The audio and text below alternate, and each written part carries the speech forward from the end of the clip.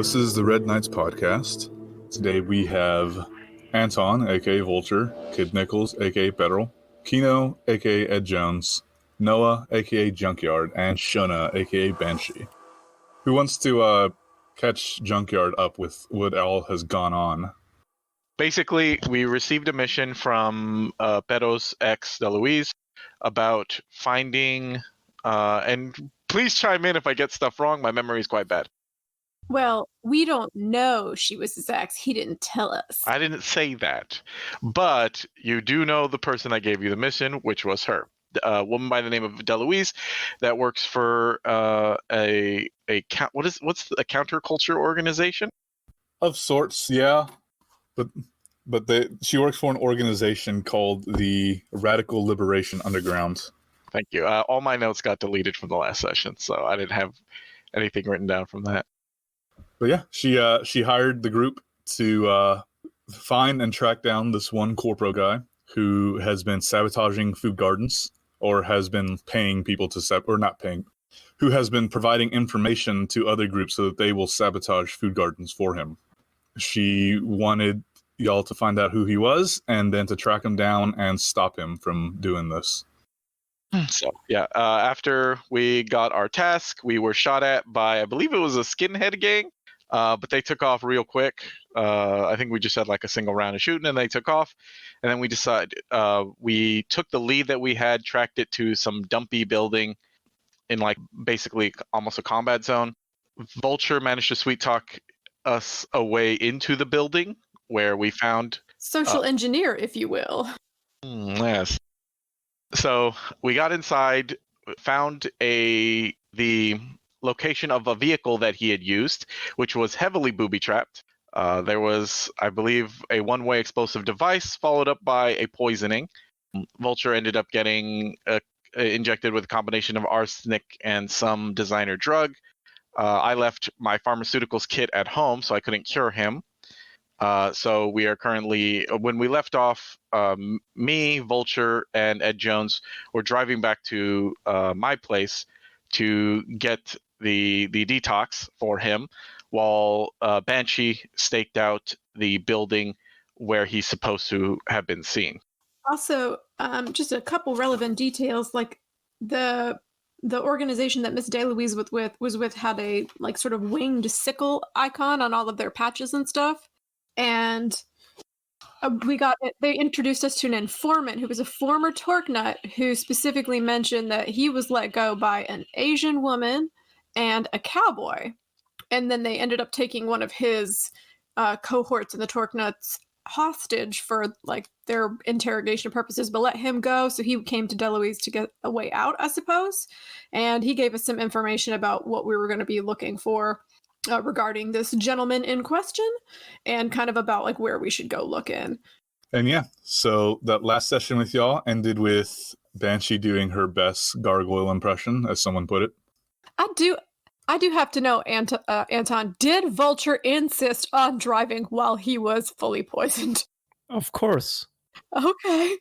Who else is going to be doing the driving if not him? Literally anybody else? Never. Soon you'll have some help. Just kidding. I know I'm not allowed to drive the Vulture-mobile. It's not called a Vulture-mobile. God damn it. Then what's its name?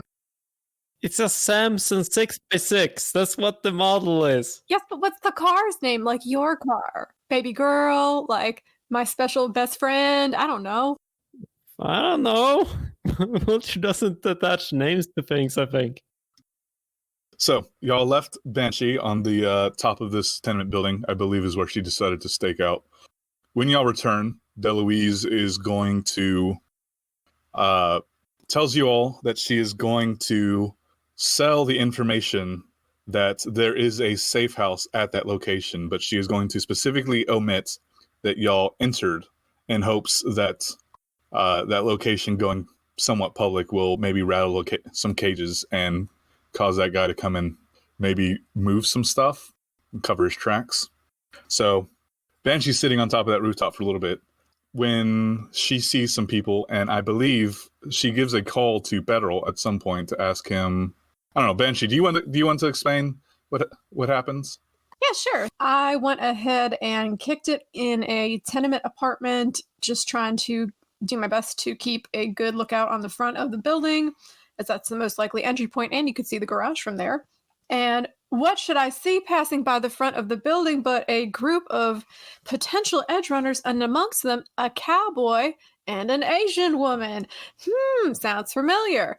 They managed to, by the looks of it, go pop the garage door, go straight into the building that way. And while they're doing whatever they're doing in there, I decide that I'm going to go wait by the motorcycle that the cowboy left behind and just kind of lean up against it, look casual, wait for it, which is maybe not a great idea, but we did it anyway. I went ahead and texted Perro saying that I just saw another group of edge runners, specifically the ones that I suspect the Torque Nut had described as the ones that let him go. And like, if he was cool with me going ahead and divulging just a little bit of what was going on our side, because this is kind of like his group of people, his gig, and the message I got back was like, okay, proceed with caution, basically. That's Cliff Notes. Did you say anything else, Perro, that you remember? The only thing I asked was whether it would interfere with our job, because I didn't want this to potentially take bread out of our mouths. And as far as I could tell, it would not. And so I said, well, then do what you got to do. You did, I believe, ask for a copy of the material that we secured. Yes, I asked Ed to make copies of the data pads and the journals that, or back them up in some way so that we still had a copy of them. No one's got to know that, but we're just still going to keep them anyway. So I end up finding out rather from the after a small kerfluffle of verbal exchanges regarding the disrespect of a motorcycle, I came to find out that the name of the person we're looking for is Jack Harkness, who sets up safe houses all over Night City to keep surveillance logs. The team that I'm meeting just now, was actually looking for the surveillance logs that we happened to have because a certain Ed Jones went straight for the workbench and didn't try to touch door handles covered in hypos. So I offered them the sort of bargain of, we'll give you the data pads that you're looking for if you help us get into corporate brands and find information on this Harkness so we can actually track him down physically. And the answer was yes. So we had a magical girl gang adventure where through the magic of media use with Miss Danny and Lou's incomparable and kind of terrifying net running skills, and Miss Eris Gonriki getting us in with an undercover disguise by doing a photo shoot for Women in Tech featuring an absolute battle axe named Envira. Lou had enough time to get into the system, find the files, and give me a copy. So now we're square. We gave them copies of what we've got.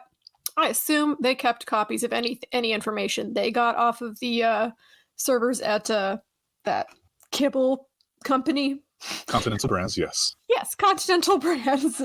And also they have a DNA sample of Vulture's puke. So just, be on the lookout for that. And now we have a digital copy of the information and personnel files that we need regarding Mr. Harkness. And we're going to see what they say.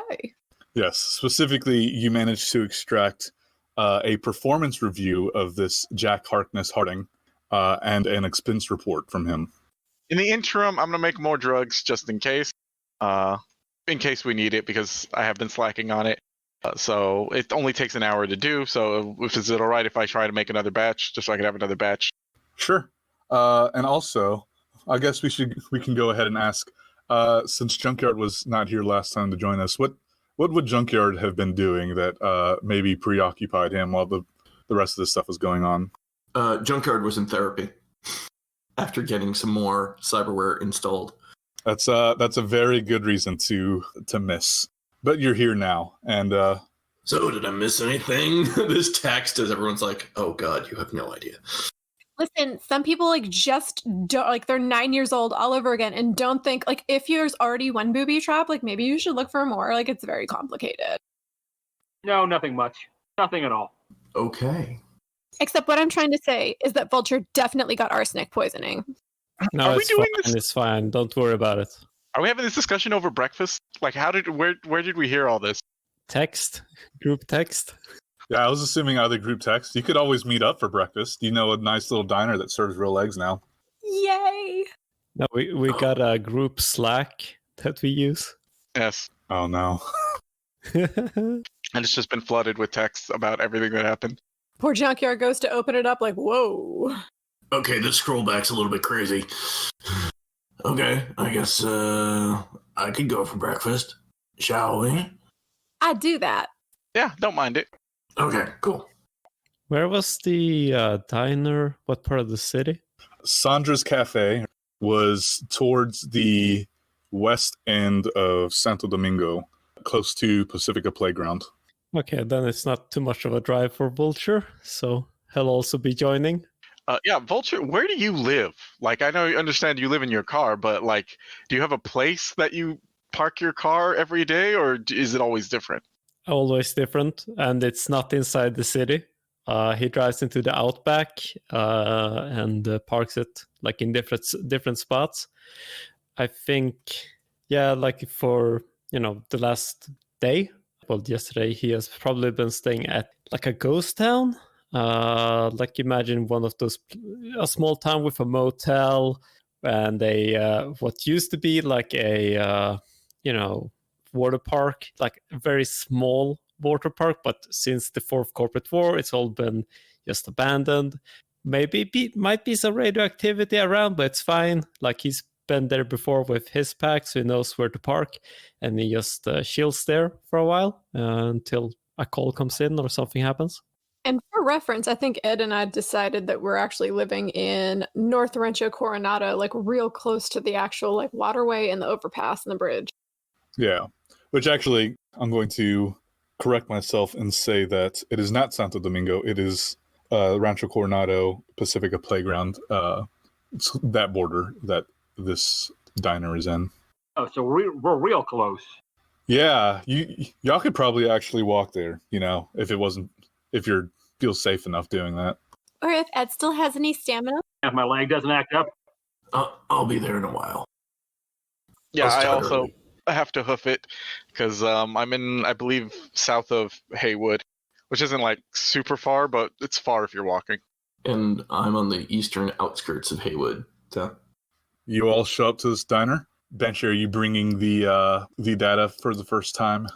Yeah, so I just basically shoved my agent at Ed and said, please make it go and make sure that the hacker or the netrunner didn't put anything weird on here, which I confirmed with Lou on, the player for Lou on private chat that Lou would not have done that, but Ed went ahead and checked anyway and made copies and such.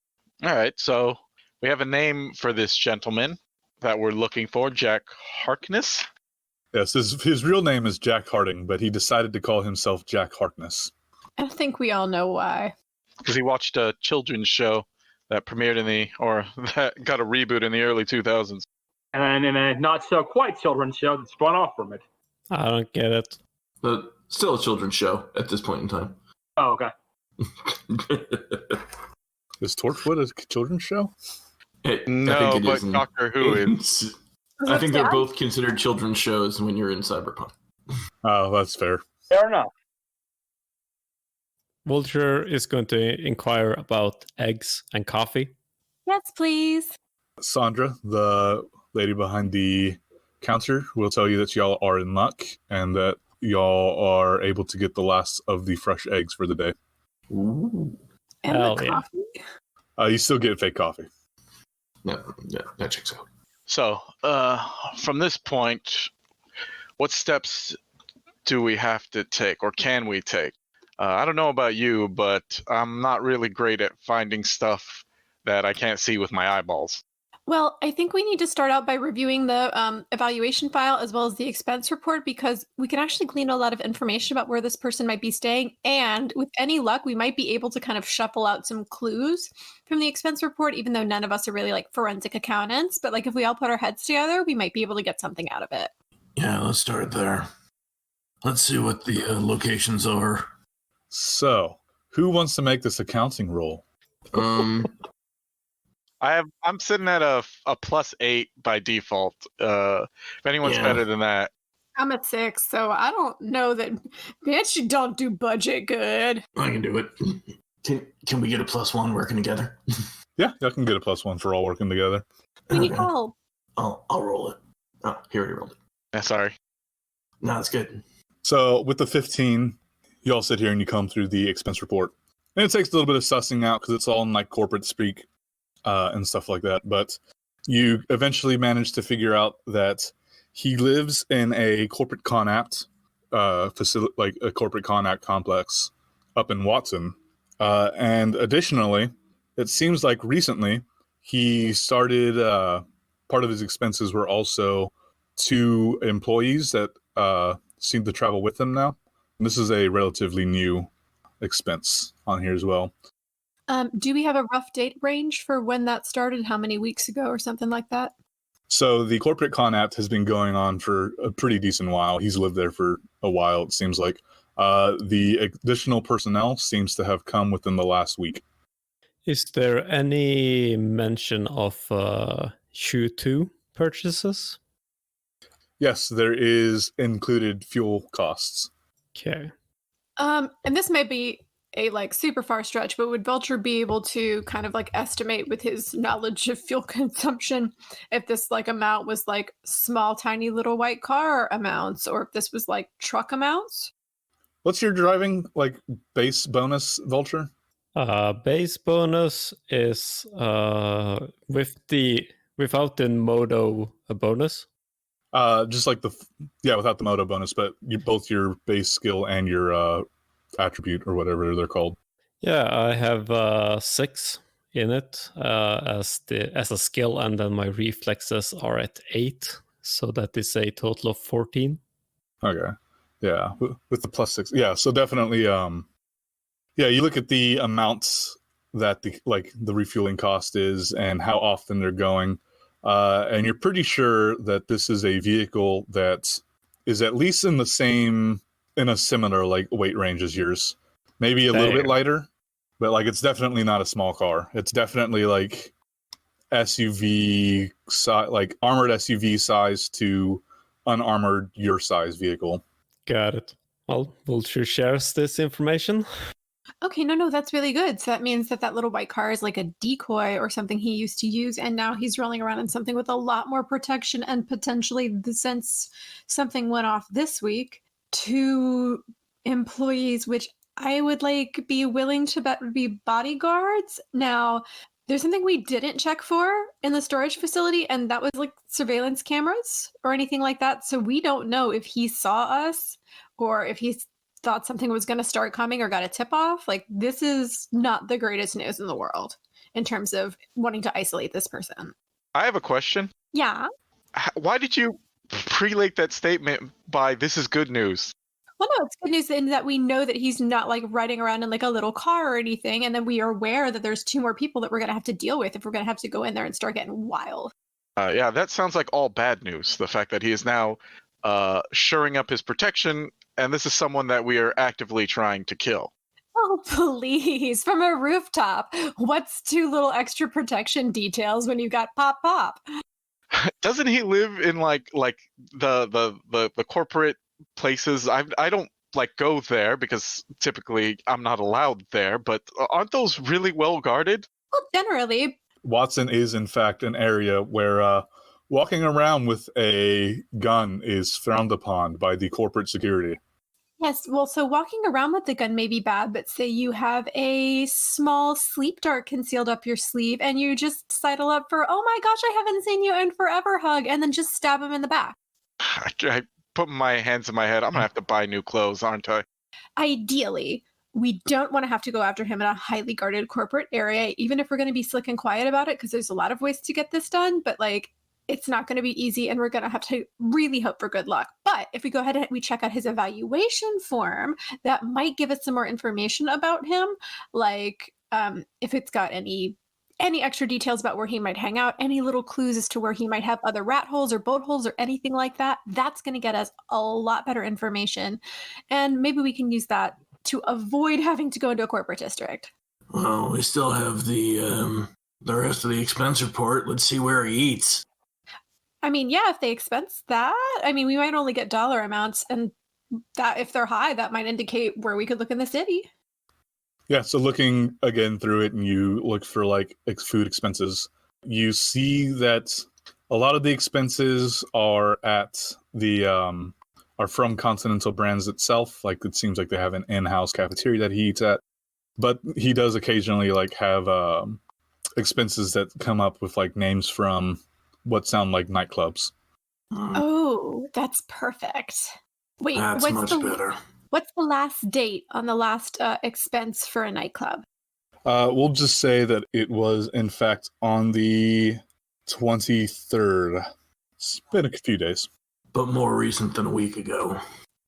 So we just figured out that the last time he went to a nightclub was on March 23rd, which is like, that's probably really good news for us. So he may have increased like a protection detail, and he's been driving around in what I would guess is probably like an extra secure, like corporate provided vehicle, maybe.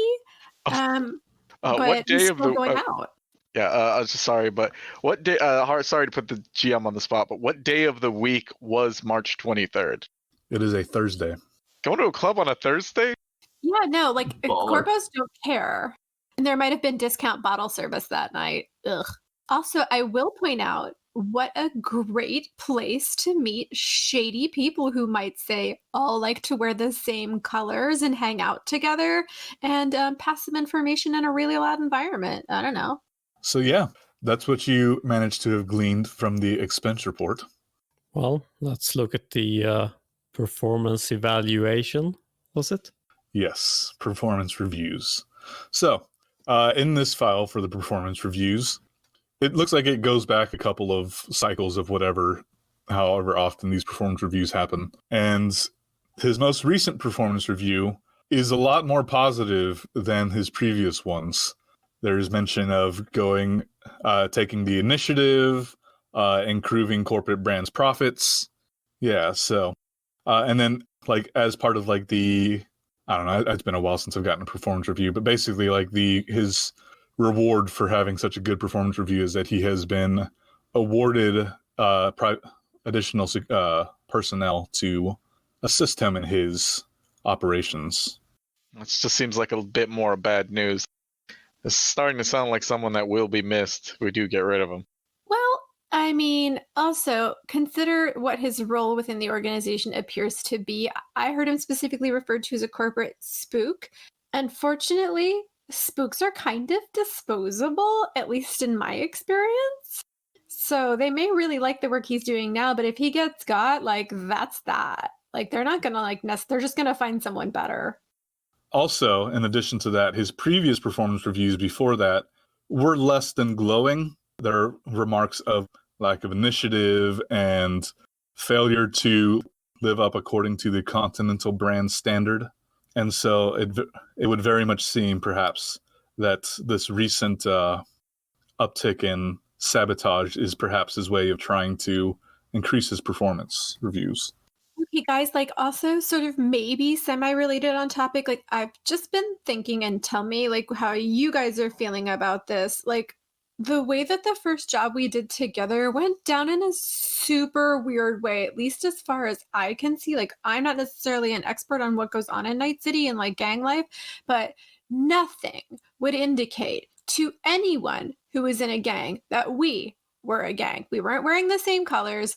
We were not visible while we were dealing out any violence necessarily. We escaped through a window. Like if I were an average person, I would assume that that was some sort of like tactical team or like extra edge runners or something like that. Like it just doesn't gel right with me that like also another gang shows up just like right after we did that had beef with like the Tiger Claws or whatever. So this four-way gang war thing seems really hinky, and it feels a lot like a couple of jobs that I did back when I first started in here, where people would send me out to do something and then send someone out to try to clean me up so they didn't have to pay me. Does anyone else feel weird about that first job, or is it just me? Yeah, I felt that way too. I think Junkyard said the same thing. Yeah, it's 100% weird, but Right? it gave us cover, so we didn't question it. Yeah, but I think we should, because if someone tried to clean us up, who's to say when they're going to try to clean us up again? Well, I do understand where you're coming from, and yeah, I would be lying if I said it wasn't hinky in the least. I'm going to play devil's advocate for a little bit. to say that we weren't dressed like a technical team. We look like homeless people, or a little bit like homeless people with guns at the moment. Hey, speak for yourself. Yeah, I was about to say. I look like a respectable person. You are dressed like a nomad, though. Like I said, a respectable person. Fair. But yeah, no, it seems really weird. And like now we're getting all of this information. It was specifically about a rooftop garden sabotage.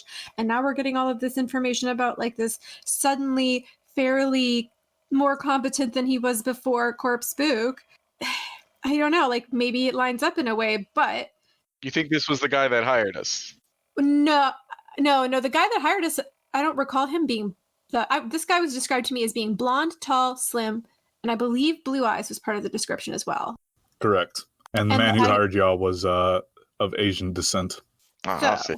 Wasn't the guy who hired us representing somebody else, though? He didn't say who he was representing. He said that he was representing the rooftop garden that was raided. But you could say one thing and mean another one. Like, everyone lies. And I don't know if we shit checked him. Like, it said it was fine, but I don't know if we're all good enough to really evaluate that if he was a really good spook. I'm just saying not necessarily all paranoid, but like more caution than usual. Look, let's just make it simple.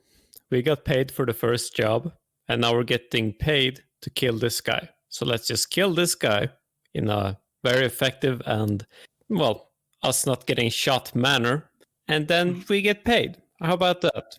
Let's be clear. If I recall correctly, you said the job was to get him to stop, not to make him die. And there might be more efficient ways to get him to stop. For example, getting him maybe demoted or exposing him publicly could potentially destroy all the work that he's doing there. Junkyard, I don't know about you, but I tend to find a very effective way of getting people to stop doing something is to make them dead. They don't do much. It is very effective. I'll give you that. I think that Miss DeLuise's organization's general MO kind of jives with what I'm like. It's a good project, and honestly, if this guy is going around like sabotaging rooftop gardens to make sure people can't have fresh food and they have to eat that disgusting kibble, if there's any information we can get out of him before we do away with him in whatever fashion is most appropriate, I think that might be helpful. On the plus side, if we unperson him, if he's a spook, there's likely to be a lot of suspects. They won't necessarily come after us first. That's entirely possible. Like that, we do have at least some padding and cover here. Who knows? Maybe there's someone else at the corp he works for that's kind of mad that they might have taken his shine. So we've got wiggle room on this job. We have, I think, a little less wiggle room just because we don't have a clear avenue to exploit something like that. Well, getting back to his house, poses his security, hide in his car, and when he's in his house, administer some drugs, and then make friends. That does sound. Get it? Once we're inside of his house, I think the clear-cut answer is just waiting for him to get home. If we can get in without him with us. Just a without curiosity. it being booby trap or anyone who's not supposed to be there. Yeah, we've already seen what he can do with a crappy little garage, or what his associates can do with a crappy little garage. Imagine what the house is like. Just a curiosity. Does anybody have a homing device and tracking beacon? I have many. Well, if we get access to his car, and that's part of the plan already, I think. Yeah, then we can just, I'm just saying, the Samson got a combat plow. We find him catch him off guard in a situation where he does not have beneficial, or where the environment doesn't play to his advantage. I've been through the entryway to the Continental Brands parking garage, if that's of any use, but we were accompanied by an actual exec in the car with us, so she was the one who got us in. I think we should find him at a nightclub, tag the car, and we can get him on the streets. All right. That sounds like a solid plan. So we've got a list of these nightclubs that he's frequent and the one that he's been to most recently. Does anybody recognize like a map pattern in these names? And that would be like a GM question. Are these all in the same area? Give me local expert or local knowledge, whatever it's called. Local area expert. What is the area that is being locally experted? Good question.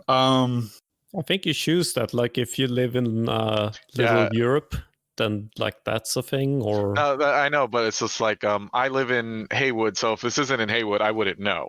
Like if the locations are in Haywood, it isn't something I could roll on because I just don't know. I don't live there. Where does everyone live again? Or does local expert cover Night City? No, it local expert in the rule book states you have to pick a part of the city because there's like multiple local experts you can take for different parts. With the first one always being your house where you live. I guess everyone roll me their local expert and type in parentheses outside of the dice roll which part of town your local expert applies to, which would be wherever you live. Yeah, so hi. It's 11, but like, would we be able to look at a map and physically find the places on the map? You would have heard of the place is basically what local expert is kind of like plays out to. Mine turned out to be an 11, and I mean, it's the same as Ed's neighborhood, even though I've killed all over this city. And you said yours is, Haywood. Okay, so Haywood. I'm going to put mine down as smuggling routes, and I don't think that applies, so Vulture is not going to roll. Okay. He just doesn't like spending time in the city. He doesn't live in the city. It doesn't make sense for him to be a local expert on anything. No, I'm just saying you don't like, he doesn't go into the city to like do stuff, I guess. I don't know what you would do. He knows all the rest stops, and he knows... Yeah, he knows which lavatory to not use. Yeah. That's the most valuable. Which Flying J has the best gas station sushi? Gross. Yeah. I don't know if I would ever eat gas station sushi in the Cyberpunk world. Or anywhere. Okay, that's a negative connotation. There's some good prepackaged sushi.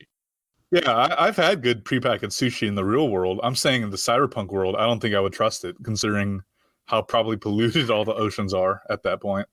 I don't know. This is all predicated on the idea that there's actually good sushi out there anywhere, which I don't believe there is. Wow. Okay. So yeah, let's see. Perro and Noah looked through some of the locations that I will say that most recent expense report, the one for going out to the nightclub on the 23rd, that Thursday, was a bar in Haywood called, let's see, what should it be called? Santa Ana. Was it in the Mexican part of Haywood or in the white part of Haywood?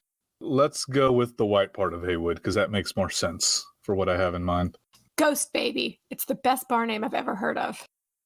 Sure. So yeah, the most recent one was at a bar that was called Ghost Baby in the white part of Haywood. God, that name's confusing. What? It's like Ghost Baby. It's cool and winky. It's like supposed to sound like neat and weird, right? It should just be Casper. Like, it's the same thing. That is a Ghost Baby, but also a brand of mattress probably still. Why would you name your nightclub after a mattress brand? That's what the walls are covered with, It's just Casper mattresses all over. I wouldn't know. So I've never been to a club before. Oh, buddy, if we're gonna actually enter this place, we may have to just do like a little bit of a dollar store makeover. It'll be fine. Because as much as I love this Moo drip and I respect it, it's maybe not the look for this particular location. A what? What? A drip? What is this? Drip. What it's like when you have cool style and stuff, and you have to respect it. All right. I've never heard that term before, but don't worry about I'll take your word for it. Better was confused by a compliment. So let's do some recon and figure out what kind of club Ghost Baby is. At 8 a.m. Yep. No, sorry. Let's do some recon and figure out what kind of club Ghost Baby is then. Yeah, well, I guess first things first, can we pull up the reviews on the socials? See, if anyone's been tagging their pictures? Absolutely. Yeah, so you go, which I recently learned what the social media site is called for this game. It is The Garden. So yeah, you go to the Garden page for this Ghost Baby nightclub, and you see lots of pictures of white frat-looking guys going. Oh my god, I didn't know people still pop their collars. Oh my god, there's so many. He never stopped. But like, why is he wearing 5? So many Dark pop light? colors. This individual right here is wearing 3 sweaters, and none of them is sweaters. He just has them tied at different parts of his body. Yeah, no, this is wild. Like, I didn't even know this like preppy, like extra chic was still happening. And I don't even know if I want to call it chic, but ugh. One guy is wearing that like half upper arm sweater and then a sweater vest, and then has another sweater tied around his waist. But wait, there's one more puffy vest on top. I'm gonna have to go get my tips frosted, aren't I? No, Yes, don't do that to yes. yourself. No, Yes. don't listen to Ed. Look at him, look at me. Look at him, look at me. Don't get your tips frosted. Don't frost your tip. That's a bad idea. So this looks kind of like a bro club. So I guess, I don't know, is there a bro gang we need to be aware of? The bro stars? Or they're all the kids of corpse. Oh my god, extra juicy. It would make sense that this part of the town, aka the white part of Haywood, would be where, corpo kids come to quote unquote slum it up for a night. Oh boy, that kind of place. Oh boy, this is gonna be lots of fun. Like they say, posh boys love a bit of rough. Then Vulture would like to roll a streetwise, because it seems logical, at least to him, that if there is a place where, quotation marks, ordinary folks go to slum it up, that means that it either needs to have good security or have a gang that vouches for security so that the rich people don't, get shot. Seems, reasonable to him. Okay. Yeah, roll local expert, I suppose, is what you said you're doing? No, streetwise. Streetwise, right. Roll your streetwise. Let's see. 15. 15. Yeah, so you think about it and you're like, well, yeah, they probably have decent security, but also and your character would probably know this just as part of history. This would probably be this is a part of town where the rich kids start dying too much. The corporate security comes in and kicks in doors to disrupt people because they're assholes like that. Yikes. So the local gangs know that don't cause trouble, or don't allow trouble to be caused, or shit's gonna go bad for you. So it's it's incentivized to police itself. Yeah. Besides, what makes more money? Killing rich kids and taking whatever is in their wallet, or selling drugs and other things to rich kids that they want and are willing to pay for anyways. So guys, we So can I'm set just up saying, a whole op to get in here. I do have a spare set of clothes that is completely against my normal style, and it is a tracksuit. That would totally make me look like a dealer.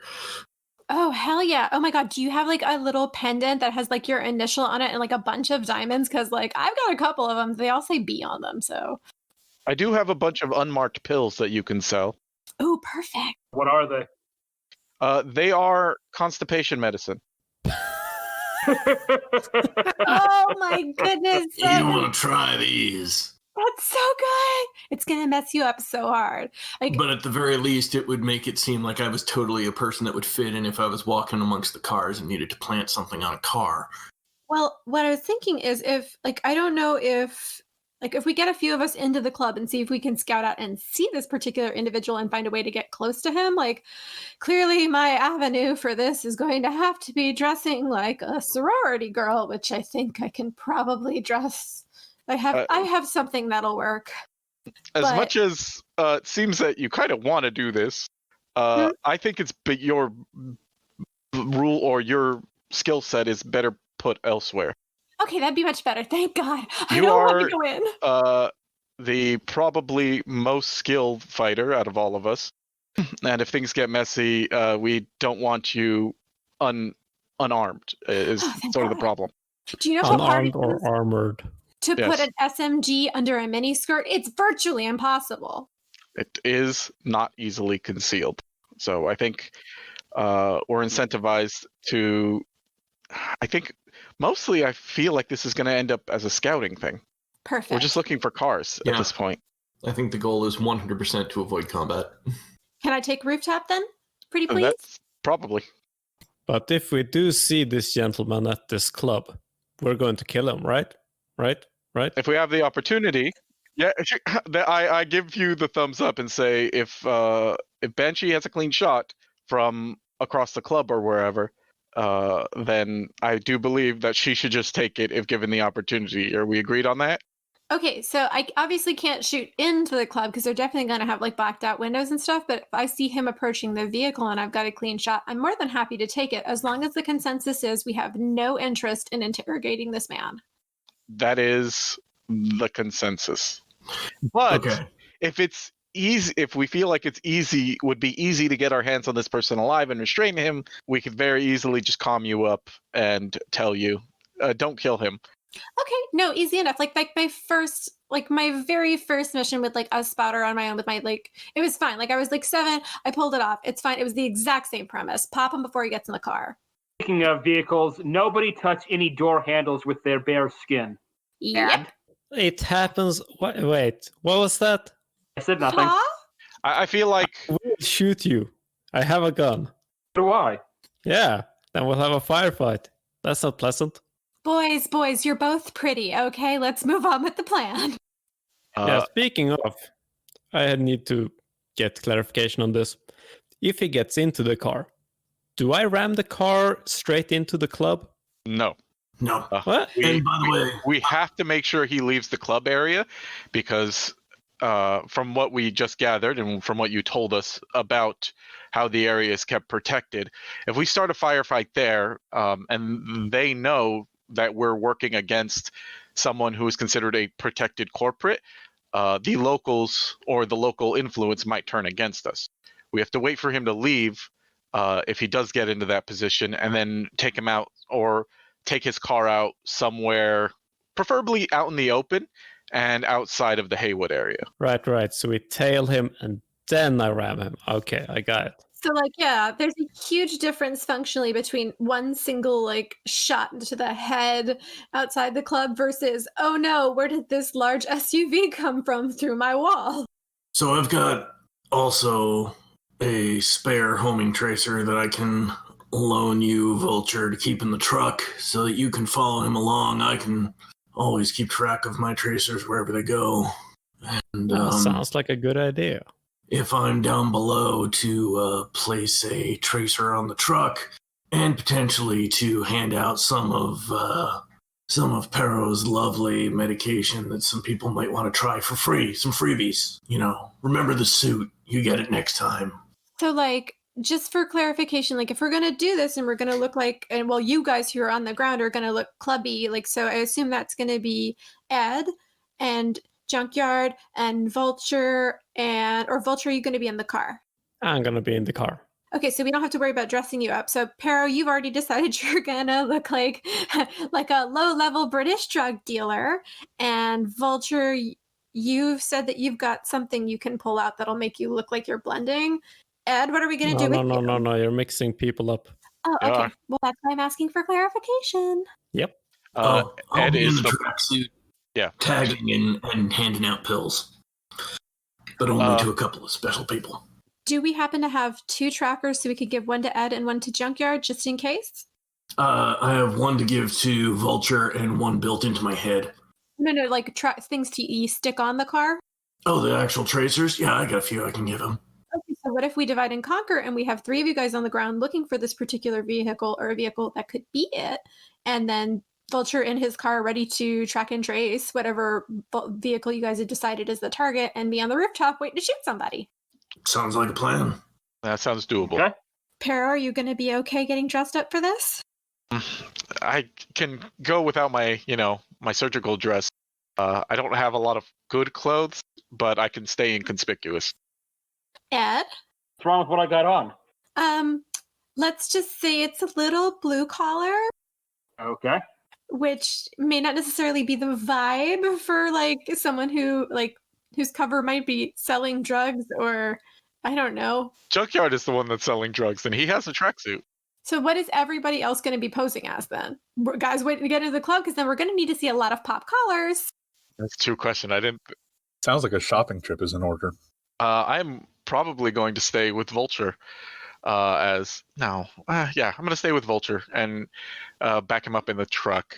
Okay, so we have our two techs looking for the vehicle. Does that sound like a good idea? That actually works out. Yep, sounds good. Send the techs to do the tech work. All right, Ed, we're just going to put a bunch of collared shirts, polo shirts on you, pop a couple collars and get one of those puffy vests, and then we're going to call it a day. You're like looking to get in the club. Sound good? Sounds good. Insist on no less than 6 pop collars. Exactly. Your torso needs to be well padded. It's like you're wearing Kevlar. Your new name is Ted Patagonia. I hate it. Somebody shoot me with all of this stuff on. Let's see if it actually will stop a bullet. I mean, it's like gotta be improvised armor. So we have guy waiting to get into the club, looking for a car, kind of hanging around, drug dealer, rooftop, car backup, right? Right. Just out of curiosity, is there like a parking lot for the club? Probably not free. There is a small one, yes. And would that lot happen to be filled with like exotic cars like Lambos and such, or future Lambos? I mean, it's filled with like corporate cars, so Audis. yeah, like black or white, just like sedans. It's also valet. So Samson's gonna stand out. Yes, the Samson 6x6 with a plow on the front is going to stand out. Well, it says combat plow. It's more like bull bars, But our Haywoodians, are there any spots near this club on this general block area that you would mark out as like alleys that you might not want to walk down if you were, say, a rich corpo kid, that we could possibly have them position the car in? Yeah, of course. Probably. And that would seem reasonable, right? Sure. So we park like a block or two away, send our techs on foot to trace out the car. Banshee posts up inside a nearby building. If she can find one that's higher, that's probably best. Well, And then we stake. If we can get a general rooftop map of the area through either like a satellite cam map or something like that, that's going to help me plan a better routes around. That way I can get like a good visual on anywhere the cars might be pulling up. Satellite cam. We just bring it up on Google Earth. I'm fairly certain that the Skyriders, is that what they're called? High Riders? Something like that. Yeah, I'm pretty sure they use like, nah, these are all ours now. Fuck you. Can we pay them? No, they'd probably charge like an insane amount of money. No, that's okay. Like a ground map will be fine. I can work with that. Like it's definitely not the worst intel I've ever gotten. So as long as I have a ground map of the area, we're good. Can we get a ground map of the area, DM? Yeah, you can get like ground maps of the area. Those are available on the garden or on the data pool. Someone's got to be able to figure out how to find these places for these corpo kids. And their chauffeurs probably. So what day do we want to do this? Because we know the last time he was there was on the 23rd. Do we just want to keep like staking this place out at sporadic incidents and switching up looks, or what? What's the pattern in the expense report? Does he just go on Thursdays? It looks like he goes sporadically. Like he'll meet at one club like 2 or 3 times in a week in a row, and then he'll move to a different club. So we should just go ASAP. See, there is this skill called deduction. I'm not very good at it. Somebody else might. That is true. I do have deduction. So is it possible to find a pattern in this? Well, I was mostly thinking that maybe one can deduce, okay, he's been to this club. Is it reasonable to assume that he's going to go there again? And, what are we talking, like 1 or 2 or 3 days interval? So we don't like spend 6 weeks sitting outside this fucking club and he never shows up. All right. Yeah. Is it possible to cross-reference the seemingly random pattern of, him attending the club in the spending reports, how he spends his money, and everything else to see if I can find a most likely scenario of where he's going to be and when? Just like a vague good guess, I guess, using deduction. Yeah, go ahead and... Oh, just to see if this might help. Perro get a better deduction score. So there may be someone that he's meeting there. So if we can find anyone in these pictures on these same nights at this club that have tagged themselves, that might also be a clue. Yeah, is there somebody that goes to? There's someone in these pictures that he goes to the clubs with? Are they on their multiple pictures? How often? That kind of stuff. Okay. Yeah, roll me a deduction on this. Ooh, very high with a 20. All right. So yeah, you're looking through the dates and you're looking through like the patterns and you kind of like try and cross-reference with the like seeing if there are any people in the photos at all. And you notice a distinct pattern that one, he seems to go to these clubs to meet people like for job kind of stuff. So that's the first thing that you deduce. The second thing you deduce is that he's been to this club a couple of times already. He usually goes to clubs 3 to 4 times. And in the 2 times that he's gone there, there was also a group of people dressed in black and yellow like suits, black suit with yellow shirt. They don't ever tag themselves in pictures, but they do like when they show up. Someone's like, "Oh, I'm here with my buddy 1," or "I'm here with my buddy 2," or whatever. So it seemed like they call themselves numbers. And there's about 4 of them that you see in these different pictures. And they're always there with him. They've been there at the same days that he has been. Are there any gangs that are accountants? I will point this out to everyone at the table. I'm saying, hey, it seems he makes it a point to conduct these business meetings at these when he goes to these clubs. He should still have, based on the pattern of how often he goes to a club before changing it up, he should still, the next time he shows up at a club, it should be this club. And it seems like he is meeting with these people, or at the very least, these people are always there when he is. And I will point out the individuals with the suits and the yellow shirt. Well, that's perfect. So that's his anchor. Like this particular group of people with black and yellow, black suits, yellow shirts. Does anybody know of a gang or an org that wears those colors? Vulture, you get around the city. Have you seen anybody like this? I guess Vulture is going to roll a streetwise. Okay. Because that's what it sounds like. Also, the thing that he's the best at when it comes to knowledge. Hey, not very good. He knows gangs. 14. Let's see. Black and yellow is a pretty common gang set of colors. So just identifying them off the colors themselves is going to be pretty hard. Yeah. Wait, hold on a second. They were wearing suits, right? Yeah, they look. They don't look exactly like a low-level street gang. They look like, corpo gang. Then I think it kind of makes sense that Vulture probably haven't heard of them. Are there any corporations that have that as like their logo? Like black and yellow is their corporate colors? Knight Errant? Oh wait, wrong setting. Shit. I don't think so. And they keep being referred to in these pictures as like, they don't have a name. It's just like, oh, number 1, number 2, number 3. Yeah. Yep. Okay. So that could mean, as far as I know about orgs, that could mean anything. They could even be like mafia for all I know, or corporate security. Possibly. But there's 3 to 4 of them, and he only has 2 security. If they're wearing suits, that makes it unlikely that they're just some street gang. But we found the anchor point for this guy, at least for something that looks like it could be an anchor point, and that would say we wouldn't necessarily be wasting our time by trying to hang out outside Ghost Baby. Yeah. But next couple days. This also gives us another avenue for more research, and I will attempt to try and find other online instances of whoever these people are. Like, does this reference, do any of their pictures go back to some sort of, like, I don't know, LinkedIn or something? Give me a library search. All right. Where is my library skill? Is that an int skill or education skill? Where is it? Library search is under education skill. Oh, education skill. All right. I just like to imagine that Perro goes on LinkedIn and goes, number 1, enter.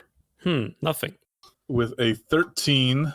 So yeah, you kind of go digging through the data pool and you kind of start looking for, you got a bit more additional information as well with their names and the fact that they're wearing the suits and the colors. And so you're kind of looking through them. And eventually you stumble across. I did not know that. So it's a 15. Oh, nice. Okay, so yeah, you get a +2 for using your agent, so you got a 15. Even better. Yeah, so you're looking through, and you stumble across a forum for neo-anarchist capitalists. Neo-anarchist capitalist? That seems contrarian by its very existence. Does that just mean libertarians? Oh God. Oh, the worst people. So these guys are neo-ancaps. Yeah, you hear there's this group of people who call themselves the Zeros, and sure enough, like they refer to themselves as, well, number one says, and number two, and yeah. So we're definitely okay with shooting them now. Ew, like what even kind of a philosophy is this? Anarcho-capitalism? Like that? Oh my God. What? But, so just to confirm, like, can we tell, like, from these pictures, like, are they wearing sunglasses inside, or like, are we able to see sort of their faces, general profile and everything? they do, in fact, wear sunglasses inside. They are that kind of asshole. Ooh, right. Okay. So do they have some sort of contact number? I mean, you have the forum. They don't have the contact, like they don't have contact numbers on the forum itself. Which one of us has the least suspicious internet profile so they can make an account and be like, hey, hello, fellow anarcho-capitalists. I would also like to do some of that. But a lot of what they talk about on this forum is like, it seems like their version of neo-anarchist capitalism is they have no qualms with perhaps stealing or destroying their competition's equipment so that they can earn a bigger profit. But for the most part, these are all like the businesses that these people are all talking about are like they aren't quite corporate like they aren't exec level, but they're not like street gang level either. They found that nice little middle grounds. Would a company like a garden fall into that? No, but I have a feeling these people might own a garden, and there might be other gardens that they don't like. Yeah, that might be. If these people are on board with destroying their competition, or by any means necessary, then they would be a pretty good get for someone who explicitly just wants to destroy their own competition. And also, their philosophy seems to be very much in line with the philosophy of Mr. Jack Harkness. And also, quick table talk for the GM. Would it be of any fruitful use for us to go back through the other club expenses and look to see if we can find patterns in like other similar gangs in those photos, or nah? Yeah, so with this new information, you kind of go back, and I'll use your previous deduction roll. Yeah, it seems like Jack Harkness has been perhaps meeting with these people for a while, and perhaps, may have been doing better at his job because he started talking to these people. Ooh, I've got AP bullets for this son of a bitch. Hey, Junkyard, you're our communist, right? Perro. Free love is not communism, my friend. But no, Perro is a communist.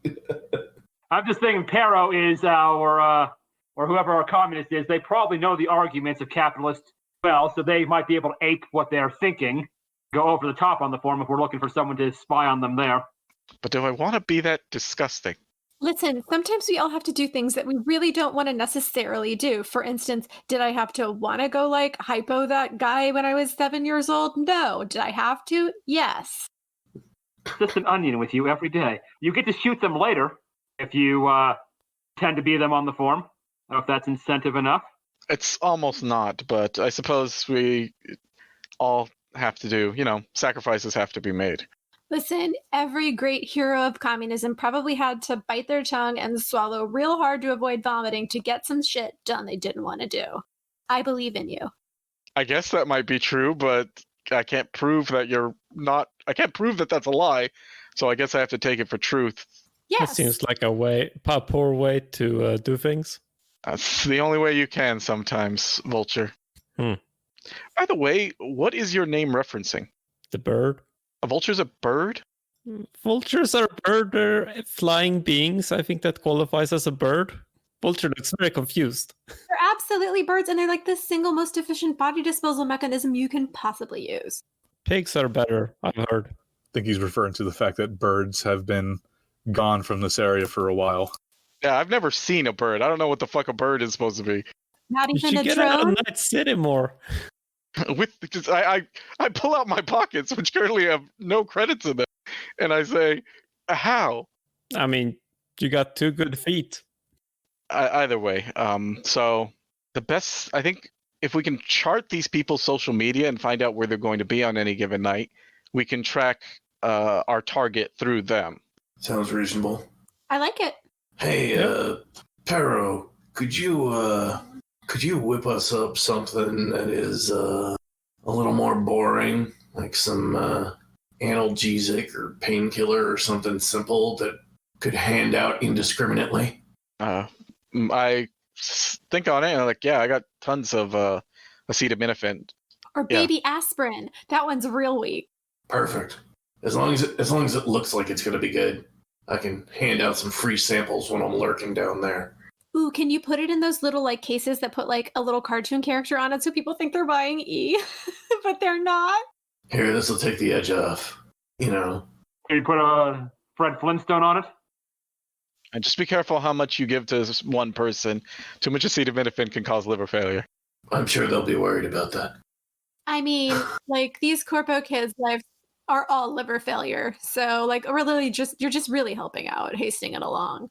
So Okay. Perro, did we decide that we're gonna be able to take one for the communist team and lurk amongst these anarcho neo-capitalists? And caps for short. I will do my best to try and endear myself to these ANCAPs.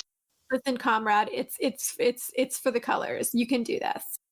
But if that's the case, then I definitely need to buy new clothes, which is something I was trying to avoid, but I guess it's unavoidable at this point.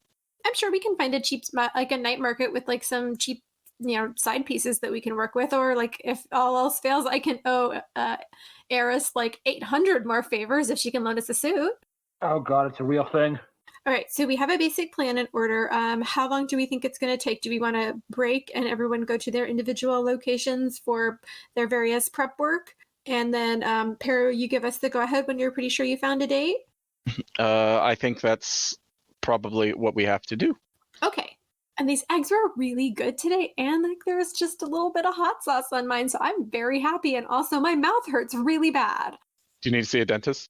No, that's not it. I'm just real Caucasian. To see a cow? Oh, What's a cow? I'm also confused. Actually, sure. It's something my mother used to say. Oh. Huh. She said Caucasian, not Caucasian. That's different. Like the mountains in Georgia, the country, Solid punsmanship. Just FYI, to go buy these clothes would be 1,050 eddies. Oh, I don't have any money. Can I go ahead and make a call and see if I'm out of favors? Just for poor Perro's sake? 1,050 me? Yes, 1,050 you. Banshee, are you calling in? Are you calling Eris? Just be like, Eris. hey, girl. Oh, hey. Are you ready to help me out? I absolutely totally am, like, in just like maybe a couple of days, but also like how would you like me to help you out even more in the future, because we literally need a loaner suit for just one night. And I know he'll take super good care of it. Uh-huh. Yeah. I know. I'm really stretching my patience. I'm really wearing out the welcome mat, but like, I would do anything for you. And like, also remember that jacket that I sold you the very first time we met and how you were looking for that for like 5 years? Make me a persuasion, or what is it, conversation? There's Yeah. persuasion straight up. Yeah, there's persuasion when you're trying to convince someone to do something, and conversation when you're just trying to talk to people. Then yes, give me a persuasion roll there. Let's give it a shot. That's a 14. Wow. Surprisingly, Nice. with her 13. It was a good jacket. This is the last one. I love you forever and I will pay you back like in triplicate. And I always do a good job for you, do I not? And I'll work Fashion Week for free. Comes back dirty. You're paying for it. Of course, obviously. I'll work it off. And again, I'll work Fashion Week for free. You know what I usually charge for that. I adore you to bits. You're the very, very, very, very, very best friend a girl could ask for. And what do you like? Should I go swing it by and pick it up like this evening? Yeah, is there anything specific you're looking for? We are looking for Perro. Can we clarify? Do we want black suit and yellow shirt, or do we want to go just straight up corpo? More straight up corpo. I feel like straight up copying their style would send a bad first impression. especially since I'm not a member of their group. So we want something that says, I really love capitalism to the point that I would be willing to destroy other people's stuff for it. I know you don't have anything from any collections that look quite like that, but anything that could be put together that kind of looks like, that vibe would be amazing. Okay. You are a literal angel. I'm right. I know, right? I'm so good at knowing who's a literal angel and who's like the best person on earth. He hangs up on you.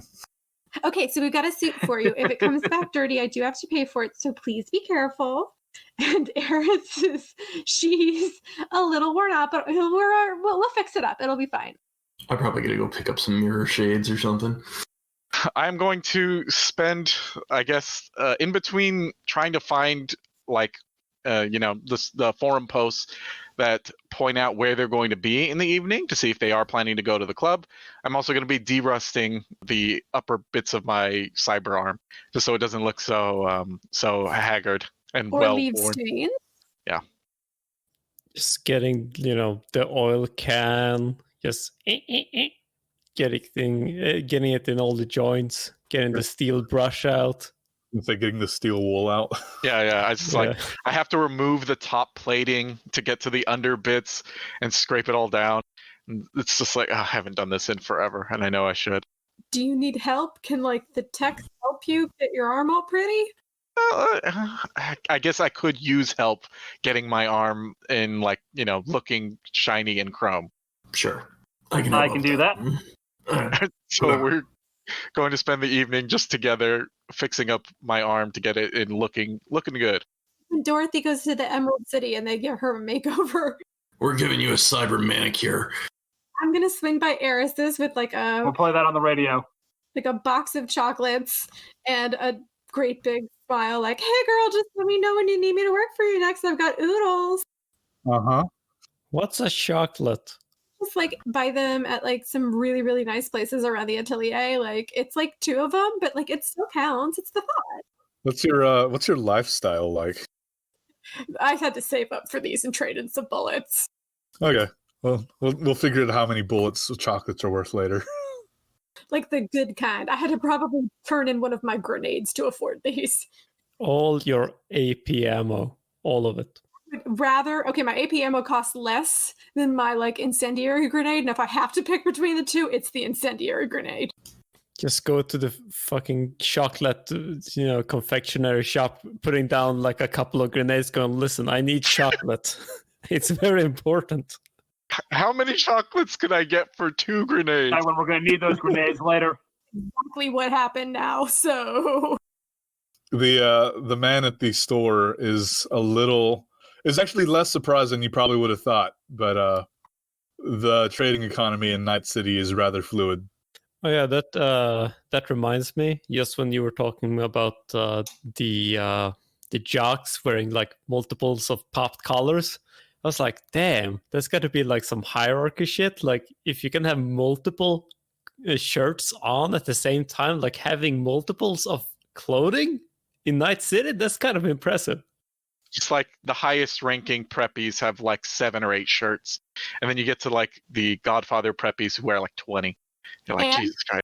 They have salmon-colored shorts on with Sperry's and no socks. Oh god. You cringe. This new gang, the boat shoes. The new gang, the Crocs. I'll let you consider what they're wearing. Crocs with socks? Yeah. Crocs with socks.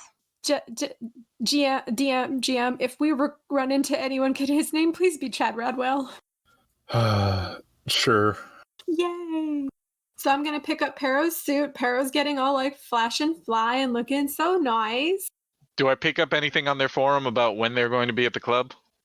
They are in fact meeting again tonight. Sick. How convenient.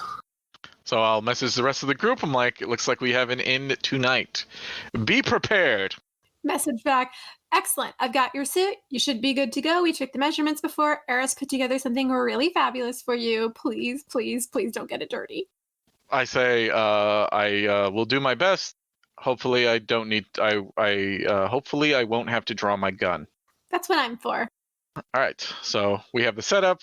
Presumably we get all our stuff. Federal has his new suit. I believe everyone has decided where they're going to be. The only person I forget, where's Ed Jones going to be again? Is he in the truck with Vulture? I'm in the club with Vulture. I have 6 pop collars, and I'm confident now that I can get shot in all of these clothing and not feel the bullet. Vulture is not going into the club. Yeah, so Junkyard and Ed Jones are going into the club, as is Federal. Yep. Banshee is hanging out on top of a roof, apparently. And could I request a tracker just in case I get injured so y'all can find me? Yeah, I can put a tracker on everyone. And also, I'm not going into the club. I'm hanging around outside. Sounds perfect. Do we all have our comm systems on, our earpieces in and such? Yep. Presuming people have bought them. I have one, a personal communicator. Does everyone else have one? Yeah, I have one. Yeah. I bought it after the last session. I can hand out an encryption key so we can talk uninterrupted. Ooh, fancy. What's the point of radio communications if you can just use an agent? I mean, mine's built into my head. Well, if you're out on a No. road trip and you're like nomading about, don't you want to be like Breaker 19, Breaker 19, I see a Smokey ahead? That is actually true. The agents are of no use for data pool communication. Because, like, are there reception towers in the middle of literally anywhere outside of a city? No, the way that the agents work is they just work through the data pool. Oh, okay. See, I learn something new every day, both for me and Banshee. There are no more cell phones. Or satellites. Yeah, I mean, satellites exist, but they definitely don't exist for cell phone purposes. So I'll just load up my sniper rifle and then a couple of backup weapons in my bag and then grapple onto a rooftop and wait for my signal. I'll also be listening in on the scanners for, if like police or security are heading our way. I've got the decryptors, so should be okay. Nice. I believe Junkyard's just going to stay outside handing out drugs in his tracksuit. Basically, starting to establish a brand, just some freebies, nothing heavy, just a little something to take the edge off tonight. And I'm basically looking for our dude. All right, yeah. And then Ed Jones and Federal are inside the club? That's correct.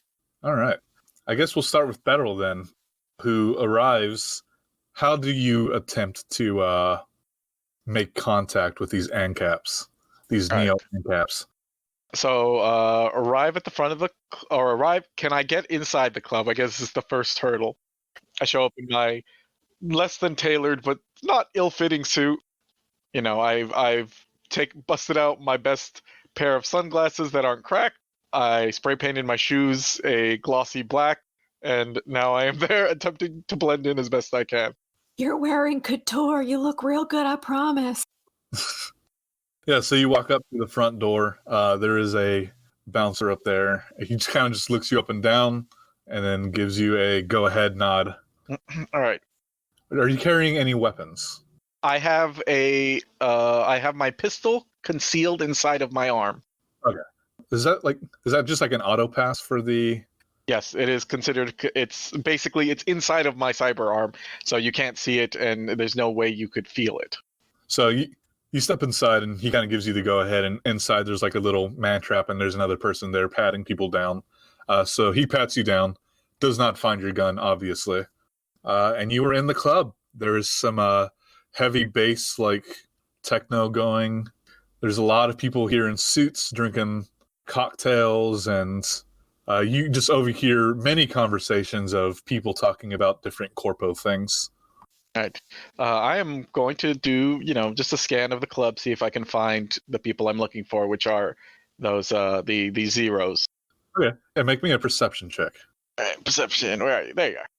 And I'll cut to Ed Jones real quick. So yeah, Ed Jones, you make your way up to the club. Okay. I am wearing what Banshee told me to wear, which I'm assuming she was telling me the truth. I've got many pop collars, and I frosted my tips while she wasn't looking with spray hair dye. Okay, amazing.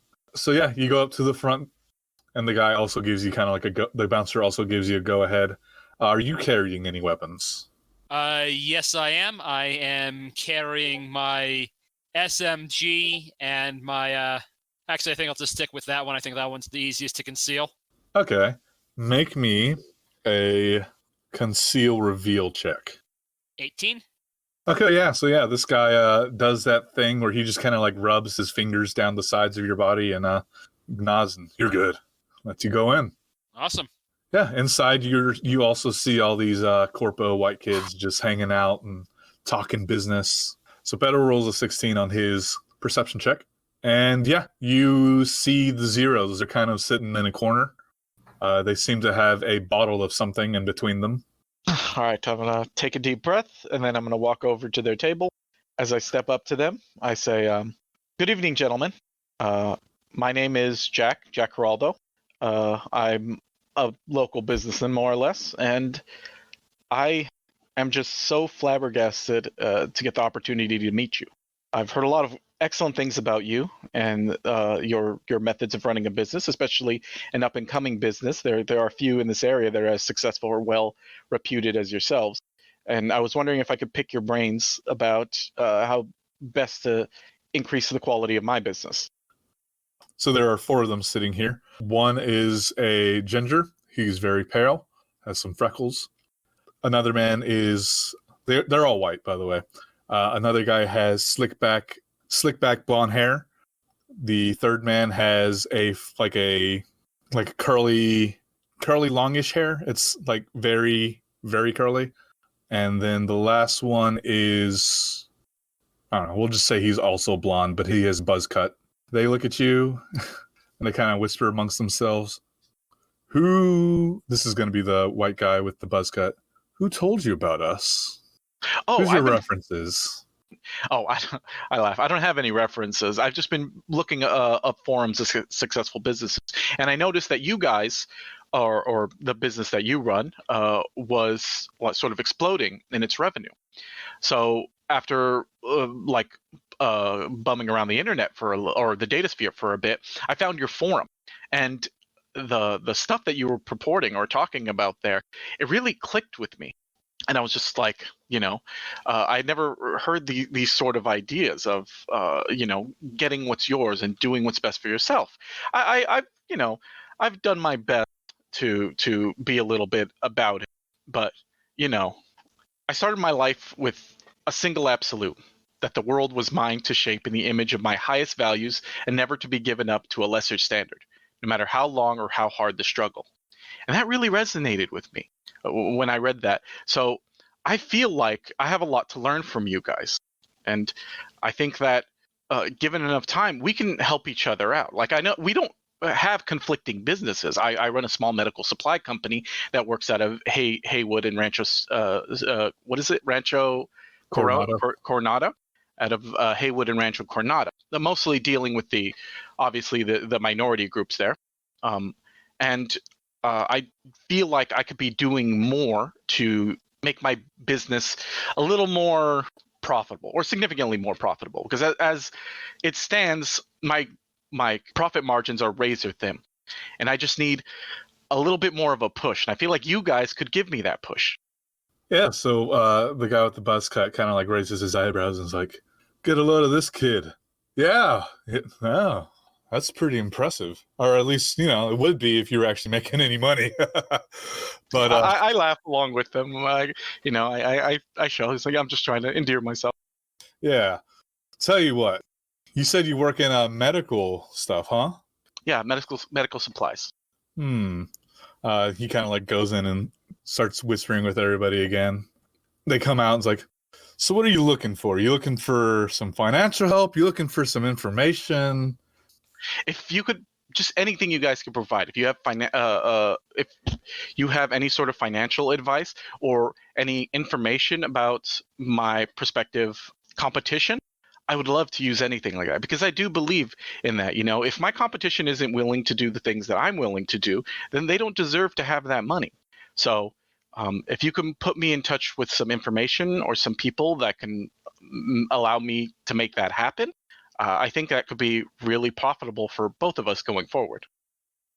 Well, tell you what, we can provide you some advice, but our time costs money. So tell you what. It sounds like right now you're kind of low on capital. Is that right? I've had more. All right. Well, how about we supply you the information that you need, and we get a cut of your profit for. Well, we can work out the details later. Yes. Yeah. Excellent. Excellent. Can I buy you all a drink? Oh, of course. All right. I'll go and get another bottle of whatever it is they're drinking, and bring it back to the table and sit down with them. Okay.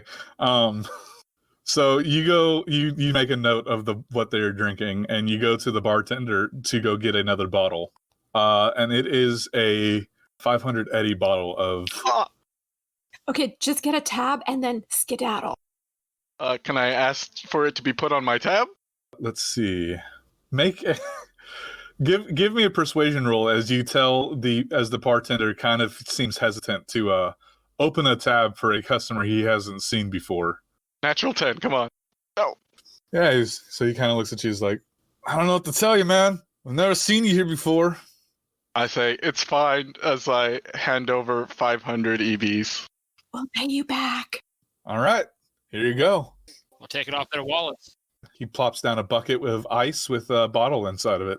I nod as I take it back to the table, hiding my visible disappointment of having to spend some of the last bit of my money. But I bring it back to the table and set the bottle down, and I get into talking with them. Just, making shop talk, killing time until the mark comes in. Yeah, so they start talking with you, and they're like, okay, well, so first off, what you're going to want to do is tell us about your competition in the area. Tell us who. Obviously, everyone needs medical services here in the city. So why are your profits so thin? Who's stealing the bread out of your mouth, huh? Well, one of the biggest ones in the area, unfortunately, we are paid for service walk-in medical clinic. And part of the problem is that in the poor, we thought we'd be able to corner the market in the poorer areas of Haywood and Rancho Coronado, because with a lot, especially with a lot of minority groups, especially Hispanic minority groups, brand recognition and brand loyalty is very, very strong. So if you can get people in the door, they'll continue to come back to you, even if you are screwing them on the price compared to a lot of the other more reasonable places. The issue is there's a lot of welfare medical assistance in those areas as well. And for whatever reason, we can't pull people away from them. Ah, yes, the welfare state, the greatest enemy to capitalism. Well, what if I told you that I have a two-part solution to your problem? One, we can provide you the routes. Well, I mean, obviously not right now, but with a little bit of research and, payment for our research, we can provide you with the time and the vehicles used for these shipments that are going to these welfare locations. And, should something happen to those shipments, people in the area are still going to need their medicine. And if the welfare places don't have it, might as well come to you. That sounds good. Also, I hate if I'm cutting into your suggestions a bit, but I do know that a lot of these places rely on donations to get some of their funding. And if I don't know how to get something like that, but I think a list of donors would also help me out. Maybe I could convince some of these people to resend their ideas about donating to these places. What you really want is an investor. And you want an investor who will help you come up with the ideas. Like, let's say, for example, you were to, what are some of the common things that the people come to your clinic to get fixed? Well, the most common problems, obviously, are lacerations, tetanus boosters, gunshot wounds, that kind of stuff. The ghetto. I'm sure we could come up with something. Those sound like very one-time issues, and perhaps what you should really do is find a way to prolong the number of visits that they need to come and visit you, to come see you for, or perhaps even provide them with a substance that makes them more willing to come back, that makes them feel better and makes them, trust your brand more. And with investors, I'm sure you could find this right chemical compound that will assist in this in the quantities that you need. I never thought about it like that, but yeah, if we could, maybe we expand our business to also cater a lot more to drug-addled people and just supply them with inferior versions of antitox. Yeah, or you can get a gunshot. You need some antibiotics. Why not cut the antibiotics with something a little more addicting, and also cut it with some other. Why do they even need painkillers? It's all in their head, anyways. They just need a placebo. So just sugar and whatever addiction drug we can find. They'll keep coming back forever. I take out a notepad and I start writing this stuff down. But like I said, that kind of stuff takes money, and well, it sounds like you're a little short on capital, so maybe perhaps you're looking for an investor on this kind of thing. If you knew anybody, then I'd be most appreciative. Well, we can certainly, I can certainly think of a few people. And he kind of checks his agent at this point. Tell you what, give us your agent number. We will get in contact with you. However, we have a business meeting that is about to start very soon. I'm sorry to interrupt anything, but if you wouldn't mind, could I sit in on your meeting just to, get an idea of how the upper grade corpos run things? I'm a small fish right now, but I have aspirations. I want to play with the big dogs one day, but I don't exactly come from the Highland Park. And if I could learn the way you guys did things, I feel like I'd have a better shot of finding investors or people willing to talk to me. You know what I mean? Roll me another persuasion on this one. My people are not doing very well. Yeah, so with your 13 to his 10, he kind of, he's like, yeah, you know what? This is 101 for you. How about we consider it that? But, like I said, secrets ain't free. So let's call it 100 eddies for the lesson. Oh, sure thing, I say, and I pull out 100 eddies and pass it over. Good man. Yeah, just sit over at that table over there. And he kind of points to a table that's, close enough to hear, but not close enough to imply that you're with them. Yeah, okay. I'll just walk over there and I'll sit down and I'll pull out my agent and just pretend to play on it. As I am pretending to play on my phone, I am keeping everyone updated about what's going on and informing you that according to the marks, according to the zeros, our mark is going to be arriving soon.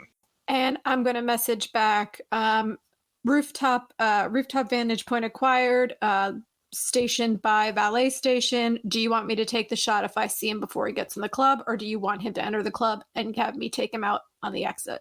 I say wait until the exit, but does everyone else agree on that, or do we want... wait until the exit, because if by some miracle you miss the shot, then our way of tracking him down gets significantly worse. If we have him enter the club, we have time to place the tracker, we have time to set up a plan for when he leaves, and it gives us more opportunities, and then just try and get him on the exit. Roger that. Ed Jones, you're in the club as well. Where do you decide to position yourself in relation to Perro and the zeros? I'm going to head towards the bar and wait there, hoping that I see either our mark or one of the numbers that we've seen in the pictures before, and on the idea that anyone coming in is going to stop by the bartender sooner or later. And Junkyard, go ahead and give us, see what would be a good role for seeing how inconspicuous you're being. I don't even need to be that inconspicuous. Can I just roll trading? Yeah, go ahead and roll trading. Get your drugs. Only the finest drugs. Come on. I'm just standing on the corner. Not even being... It's not like I'm selling anything heavy anyway. And in fact, I'm not even selling. I'm giving them away. Remember the red suit? This red tracksuit? That's what you remember. I'm kind of sad to know that you don't have a fold-up table that you have put there. Just like... little lemonade stand. Is Junkyard standing or is he squatting? Just do the traditional, the stereotypical squat there. I'm probably just leaning. I'm leaning against the side of a building. Yeah, just a couple of something light. Remember the red suit takes the edge off. First one's free. you get a few people come up to you, and you've managed to blend into the area around here. The club itself, I did not describe. It's kind of got like one of those awnings that like vehicles will drive past to like drop off whoever they're carrying and let them go in the club, and then they'll either get valeted or they just drive away. And yeah, you're kind of like at the corner, just a bit away from that. And yeah, about 2 minutes after Perro says that they're expecting that this guy to show up, a black SUV with tinted out windows pulls up, and your man gets out along with another guy in a suit. I'll go ahead and say over the comm, Mark spotted. He's at the chauffeur. Eyes on the vehicle. Need to know where it goes. Yep, the driver seems to stay in the vehicle and pulls away and starts to drive off. Watch where it's going. I'm a little too far away to get it from here. Okay. Yeah, so it kind of like slowly goes through that thing, drops him off, pulls back out into the street. It starts heading back like it's going back to the Night City proper, which is the direction that it came from. Well, that sounds like a good time for Vulture to come out of whatever alley he parked the Samson in. He just like, well, guess I'll follow this gentleman and see where he goes. Get a tail on him. Yep. I'm going to just take drive land vehicle as like a tailing skill, doing it, inconspicuously. Okay. And I'm going to use both my luck points on it just to push it. And I'm going to start walking in that direction, assuming that maybe he's just going to pull over somewhere for, to pick him back up at the end of the meeting. Oh, my God. 27. Amazing. Yeah, so you managed to follow this guy. And at first it looks like he's driving back towards the city. But then you notice that he kind of like turns around and he kind of just starts making this loop to where he's no more than like 5 blocks away from the club at any time. Right, so he's on the move, but he's like going around the city block. Yeah, pretty much. You are able to, once you establish the pattern, you're kind of able to just like take some alleyways to keep him in, like, you're able to tell him pretty covertly once you get his pattern down. Yeah, I'm of course going to share his location with the group. And I will confirm, like, I saw him, he's got a driver, but table talk, did I see him get out of the passenger side front or the back? He got out of the back. Okay, and I'm just going to tell everyone what I've seen so that way they're kind of aware. Yeah, and he got out of the passenger side back seat. So he's only got one of the two with him? Yep, the other one's driving the truck. And I will relay that relevant information to the rest of the group inside. Could I also roll perception to try and spot like what mods it looks like this vehicle has, if it has any? Okay, yeah, go ahead and roll that for me. That is a 21. Damn, it's going well. All right. Armor, like extra armor, is definitely one of them. It's got bulletproof glass, and it looks like it's got a security upgrade. It's got the bulletproof glass, and it's got the security upgrade. Got it. So yeah, it seems like this vehicle is pretty upgraded. I don't know if you'd be able to see any kind of like engine upgrades. I doubt it, maybe. Might be able to hear, like, oh, he's got the upgraded intakes. Yeah, but there aren't any performance mods unless you're talking like hover and AV4 engine upgrade. You're just like, yeah, there's a vector thrust turbofan engine on it. You also see a tank that looks like it's there for NOS. Yeah. There you go. That's the heavily upgraded vehicle that he's in. Right, well, if we knock him off the road, then, nothing is going to matter. Exactly. And Ed Jones will see him and hear him order an Appletini. I'm going to try and act like I'm act like I'm drunk, but trying not to be drunk, making those jerky, deliberate movements. And I'm going to try and pretend to accidentally knock the Appletini out of his hand just as soon as he gets it. Okay. Are you attempting to just like irritate him? Or are you attempting to plant a tracker on him? I'm going to attempt to get the opening to plant the tracker on him, which I think would be a pickpocket skill. Would be my best guess on that one. Sure, we can go with pickpocket. Okay. Rolling. Spend luck. Luck exists. Oh, yeah, I should probably add I hope I don't have to shoot anybody today. I'm going to try and add my 5 luck onto that. Okay. And really hope this works. Thank you for reminding me of that, everybody. 23. Oh, jeez. That's a critical hit with your 23. So go ahead and roll another 10. We'll see how amazing it is.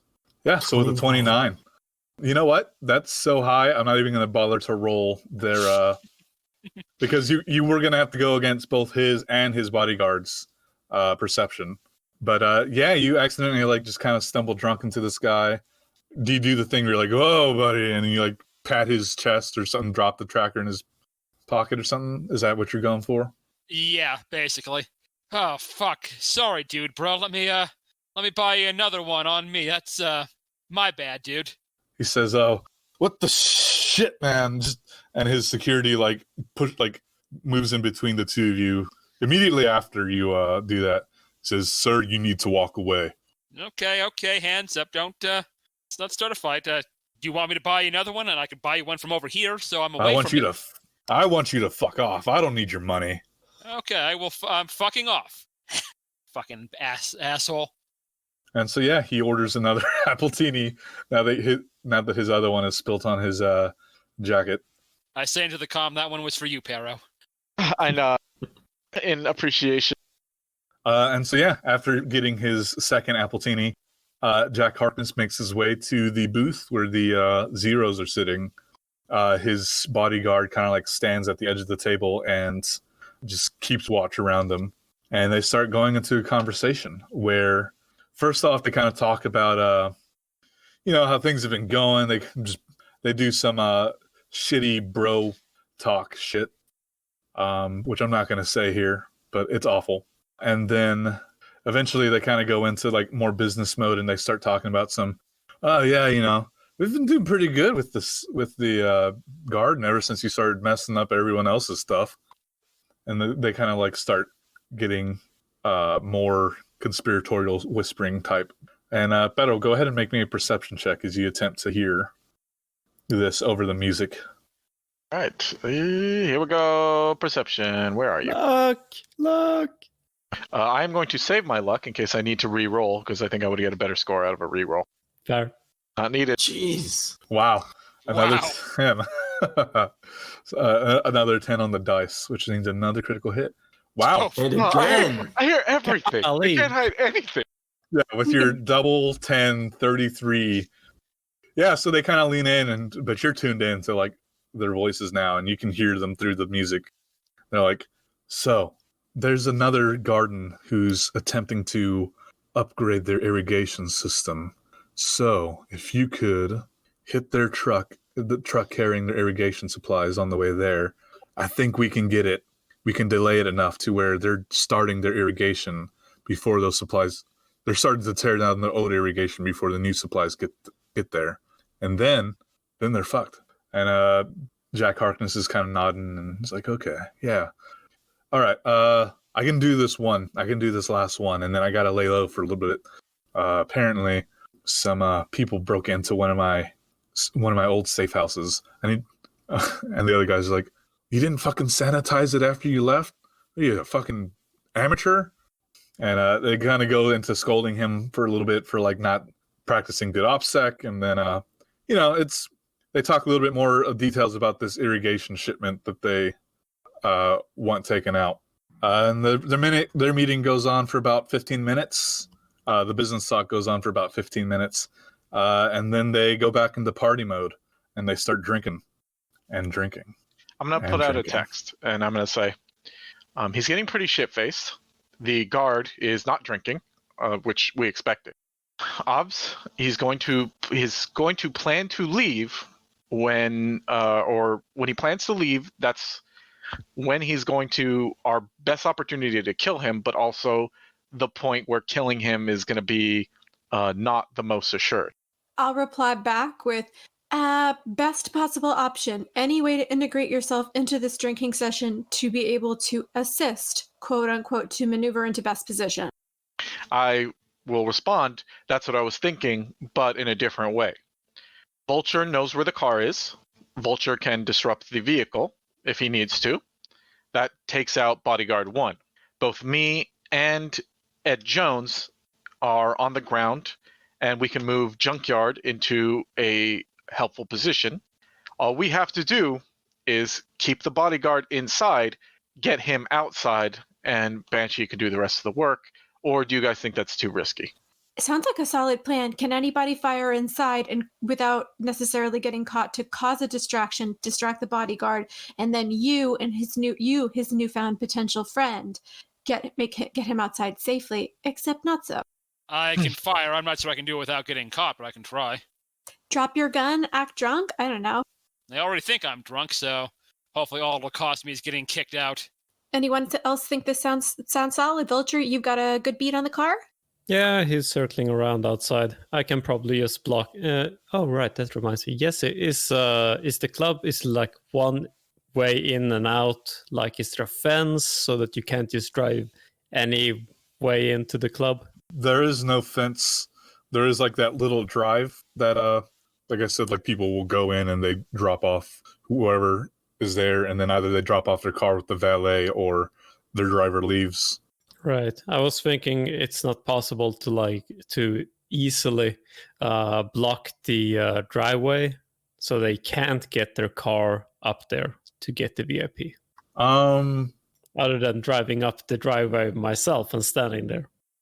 If you were to block the driveway, it would block people from normally being able to get in, but it would not stop someone from driving up the curb to get to the front door. Right.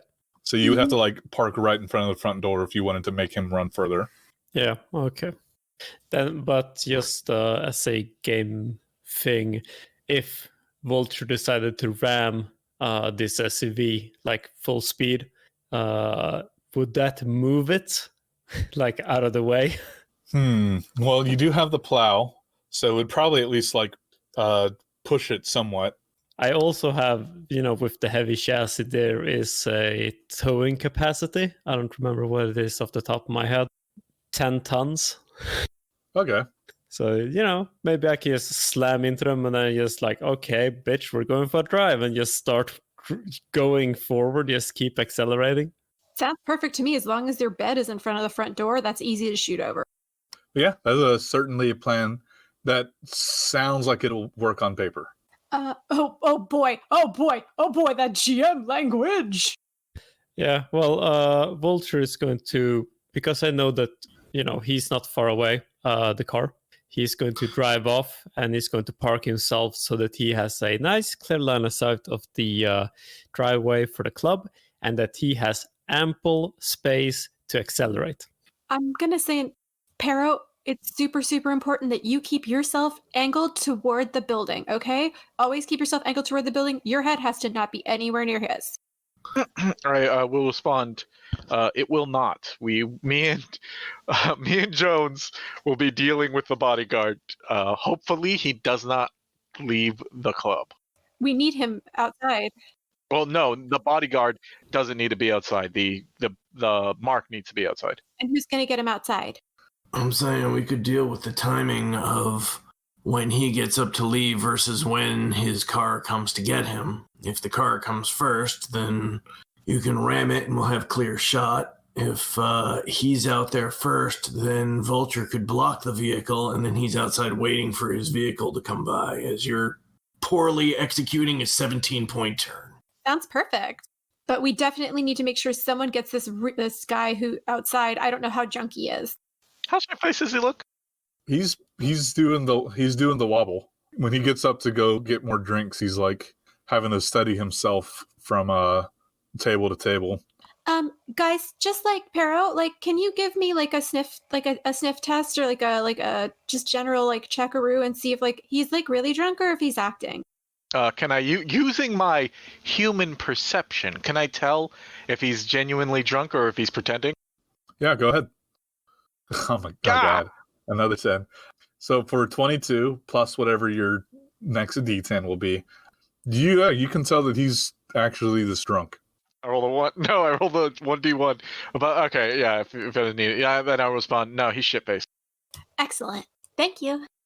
It's about an hour later when finally they all get up, and he's like, yeah.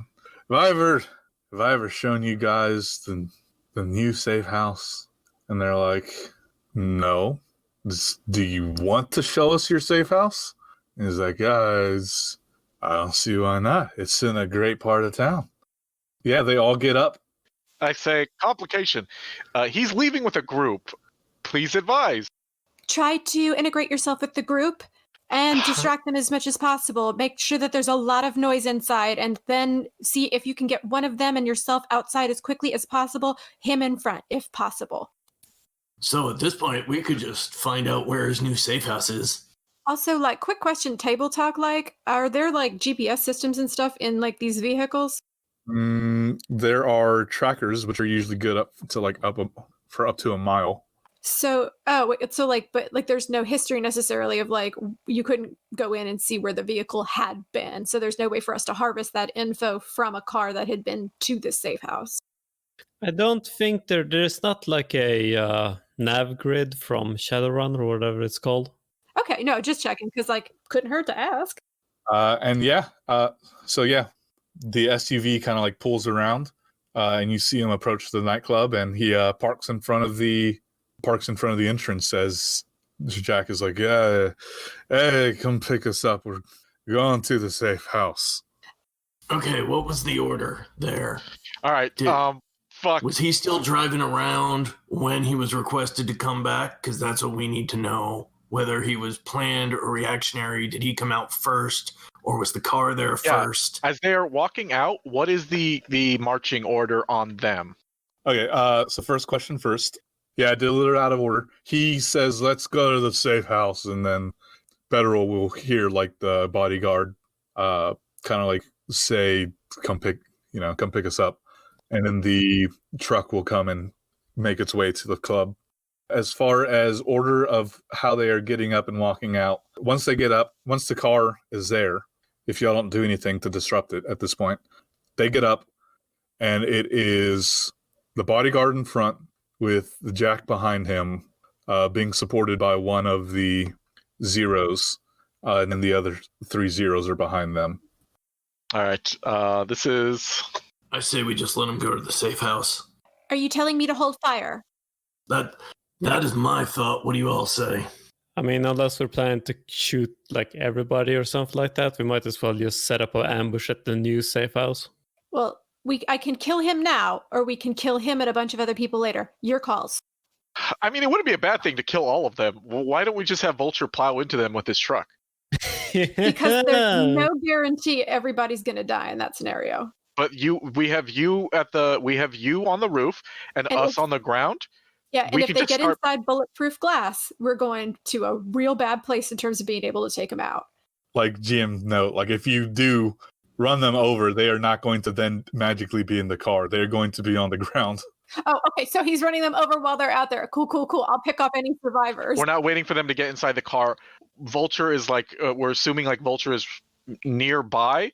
So it's like as soon as they walk outside in a group, just plow into them. I wouldn't mind if all of these people died. So it's like, I'm okay with that, but what is the risk to us as a team / Vulture and his incredibly visible car? No, it's perfectly fine. The car won't even take damage. Yes, but you will be identifiable, and there might be someone who enforces legal stuff in this area that's going to go really bad for the people that live here.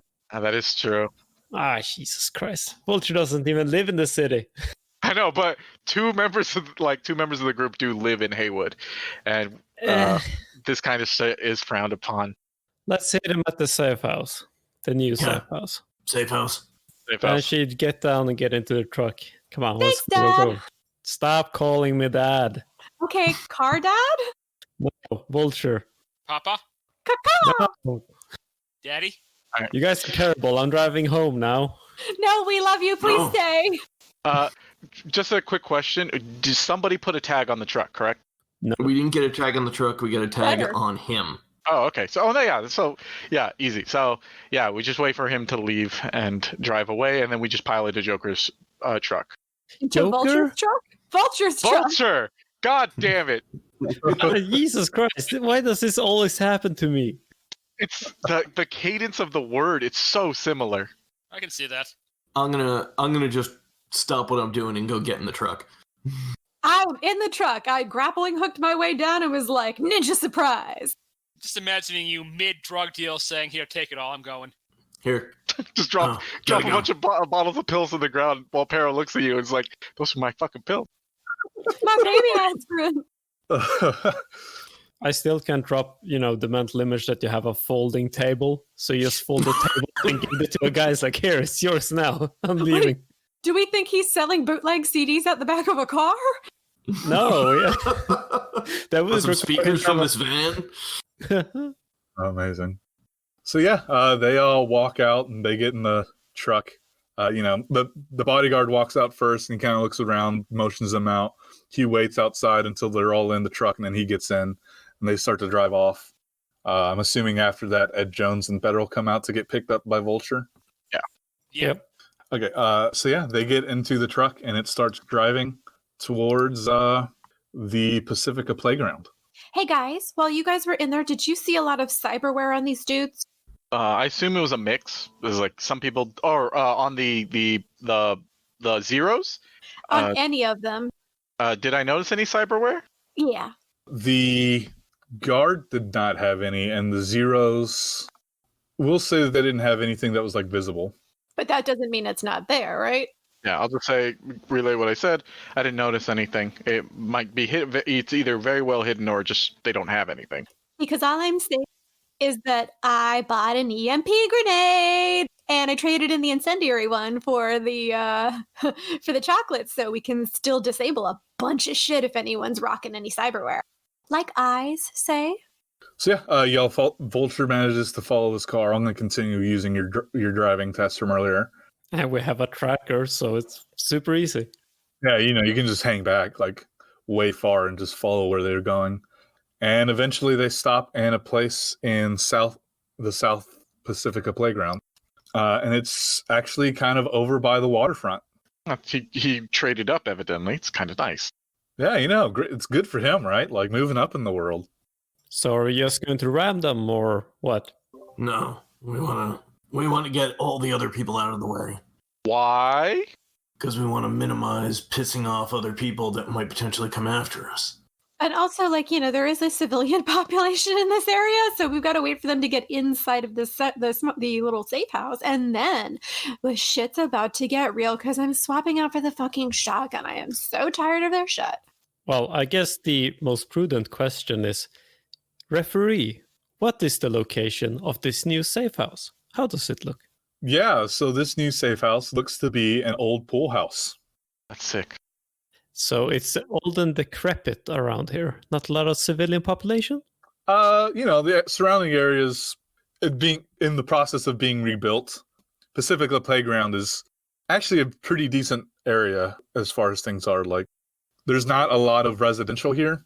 And so it's mostly just like corporate, it's in the name. It's the Pacifica Playground. Like, it's a nice place for rich people to come and enjoy being wealthy.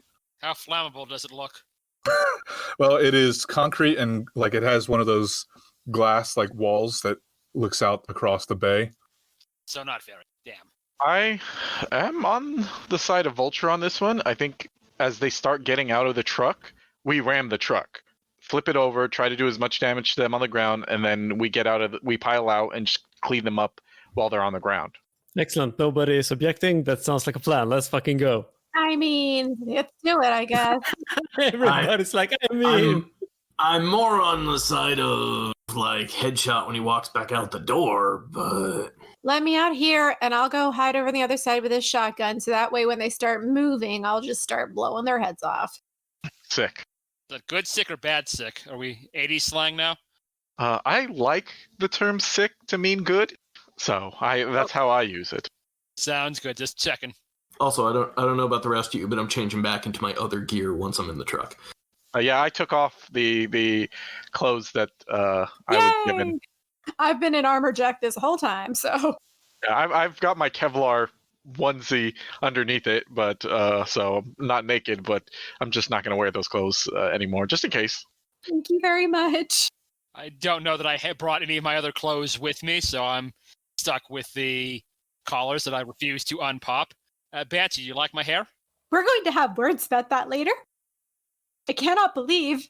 How can you frost tips that were that blonde already?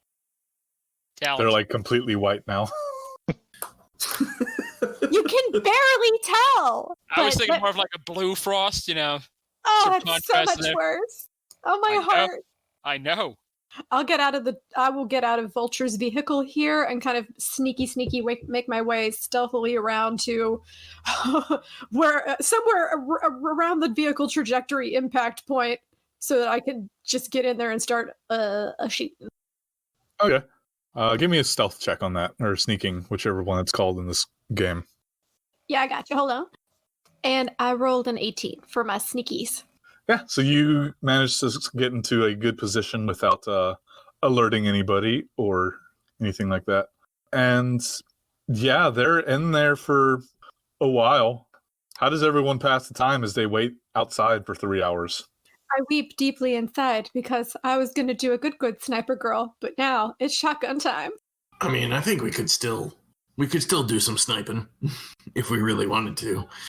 So what does a vulture look like? Is it big or is it small? The what? The vulture, is it like The Vulture Mobile. like no? No, What is a vulture? Oh, you're asking vulture? What a vulture looks like? Yeah, what does a vulture look like? Right, so it's like a bird. Do you know what a bird is? It's like a chicken, right? Don't listen to them. Right. Birds aren't real. They were all made up. Oh, I know. I've seen pictures of a chicken, so it's like a chicken. Yeah, okay, so you take a chicken, right? And then you make it like 3 times as big, right? Well, how big's a chicken? Well, vulture just like with his hands, he just like guesstimates how big it is. It's like, okay, so it's about this big. And the vulture is like, and he makes it, probably a whole lot bigger than one that really is. It's like this, sort of, all right? So it's And like, is it you're using your whole arm span? So it's like 6 feet? I mean, he's like, well, when it has the wings out, it's like he puts his arms straight out, one out the window, one probably in your face, so it's like this big with the wings out. And then the neck is like twice as long as the body, right? Because they're like carrion eaters, like they eat dead meat, so they have to get into the carcass. Twice as long as its body? It has like a 3-foot long neck? Yeah, like that's why they're so cool. So it's a really weird looking bird that's mostly neck. Yeah. See, the problem is that he's telling you all these lies because, like I said, it's a well-known fact. Birds haven't existed for 200 years. They're drones. The government made them to spy on us. If you ever see a bird, it's not real. Shoot to kill or shoot to disable because it's not alive. Anyway, should we just ram their car into the pool hole and see what happens? Hold your horses, or I guess horsepowers, because we have to wait for them to come on out. Yeah, and it's about that time that like Vulture is getting very antsy and just wants to ram it into the building. That I'm guessing Banshee is very close, considering she's using a shotgun. Oh yeah, I need to be able to pick them off. Yeah, she can hear like doors opening up inside. These are not very well oiled doors, and it sounds like they are coming out. I will give a wee whisper over the comm system, like, sounds like Vulture won't have to wait much longer. Is that the ghost signal? Well, it's a signal, so get them. I will say that the distance between like the truck and where they parked away from the front entrance is about 10 yards. So it'll take them, about a turn to get there. A turn and a half. Cool. So we're just all opening fire as soon as they walk out the door? No, we're waiting for the truck to hit them and then opening fire on the ground or while they're on the ground. Yep. So I guess it's go time, baby. Yeah, let's roll initiative so we can see who goes where. I have a 15. I'm a 9. Blah. 13. Junkyard is slow. I was referring to my role. 9. A 9! Oh my god. With a natural 1. Oh, you did? I got worse. I got an 8. I got a natural 1. Ed Jones got an 8. Wow, I thought I'd be last. God, dumpster tier initiative rolls. Hey, speak for yourself. I got a 15. All right. So first up, as the door to the outside opens for this pool house, and yeah, the whole gaggle of these people walk out. The bodyguard comes out first, does a quick scan, but Banshee is well hidden. Actually, let's see how well hidden Banshee is. Yeah, what was your stealth again? Wasn't it like a 18? Yes, it was. Ooh. You beat out his 17. I'm telling you, it's the difference between wearing black and wearing really, really dark blue. So yeah, the driver, or not, sorry, the bodyguard comes out, does this quick sweep of the area, does not see anything, and then he clears the rest of them to come out. And Vulture, there is a whole bowling pin formation of people waiting for you to just roll a strike. Oh man, this is gonna be great because I'm probably just going to not do that. But hey, I'm just gonna ram them. You know, that's what you do. Before Vulture puts the pedal to the metal, I'll just say I put 3 of my points into precision attack and 1 of them into spot weakness, please. All right. And yeah, Vulture revs his truck up and just puts the pedal down. And what is the damage for like running people over? 66. Yeah, go ahead and roll your 66, man, as you just pull through these people. Yep, absolutely. 22. That was not very good. Oh my god, that's so good. No, like if you have wait, does this does it soak armor? Well, melee Melee it's half. It's for melee damage it soaks half, or half penetrates and half gets soaked. Yeah, I'm gonna go ahead and say it's like melee combat, and where it halves their armor. Speaking just because we mentioned like it's like melee combat, there is a thing with seating upgrades where passenger seats have ejection seats. And if there's a special mention that if you eject somebody out of a helicopter and they impact the blades, it's like being struck by a very heavy melee weapon. I love that he's like, okay, this might happen. That is so specific. Yeah. Also, I'm gonna be strapped into the back. Does the back of the truck open? Or no, it's a bed, right? Yeah. So I'm gonna be loading. You can shoot out of the truck from the inside. I'm gonna be loading my shotgun with shot instead of shells. I will remind you that I am within range of shot with them, so pick your target carefully. I figured you were kind of like around a corner, which is how you were staying out of sight. Well, no, like I'm 15. I'm top of the shooting order, am I not? Oh yes, that's right. So I will be walking out into the shit. Just don't shoot me, please. Yeah, Vulture's probably gonna end up driving past these people, so you'll all be on the same side, I suppose. Also, we'll have to see if anybody gets on the truck. Because that will be a fun thing, because I get to keep on going after I drive through pedestrians. So there might be another ball in our future. Like someone leaning out the window, like shooting the dude onto, like while he's like clinging to the hood of the car for like dear life. Oh Lord. And then I drive into a wall with him on the hood of the car. Ooh, that's gonna hurt. Oh yeah. Okay. So Squish. yeah, you go ahead and you bowling pin these people. Several of them end up on the floor. They are all alive still, unfortunately or fortunately, depending on whose point of view this is. And the bodyguard will actually, hop on the front, is the only one who's quick thinking enough to grab the front of the truck as he gets rammed. Oh shit.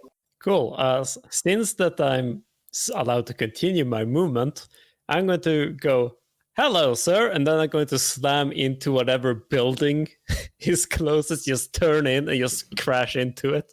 Coming to a complete stop.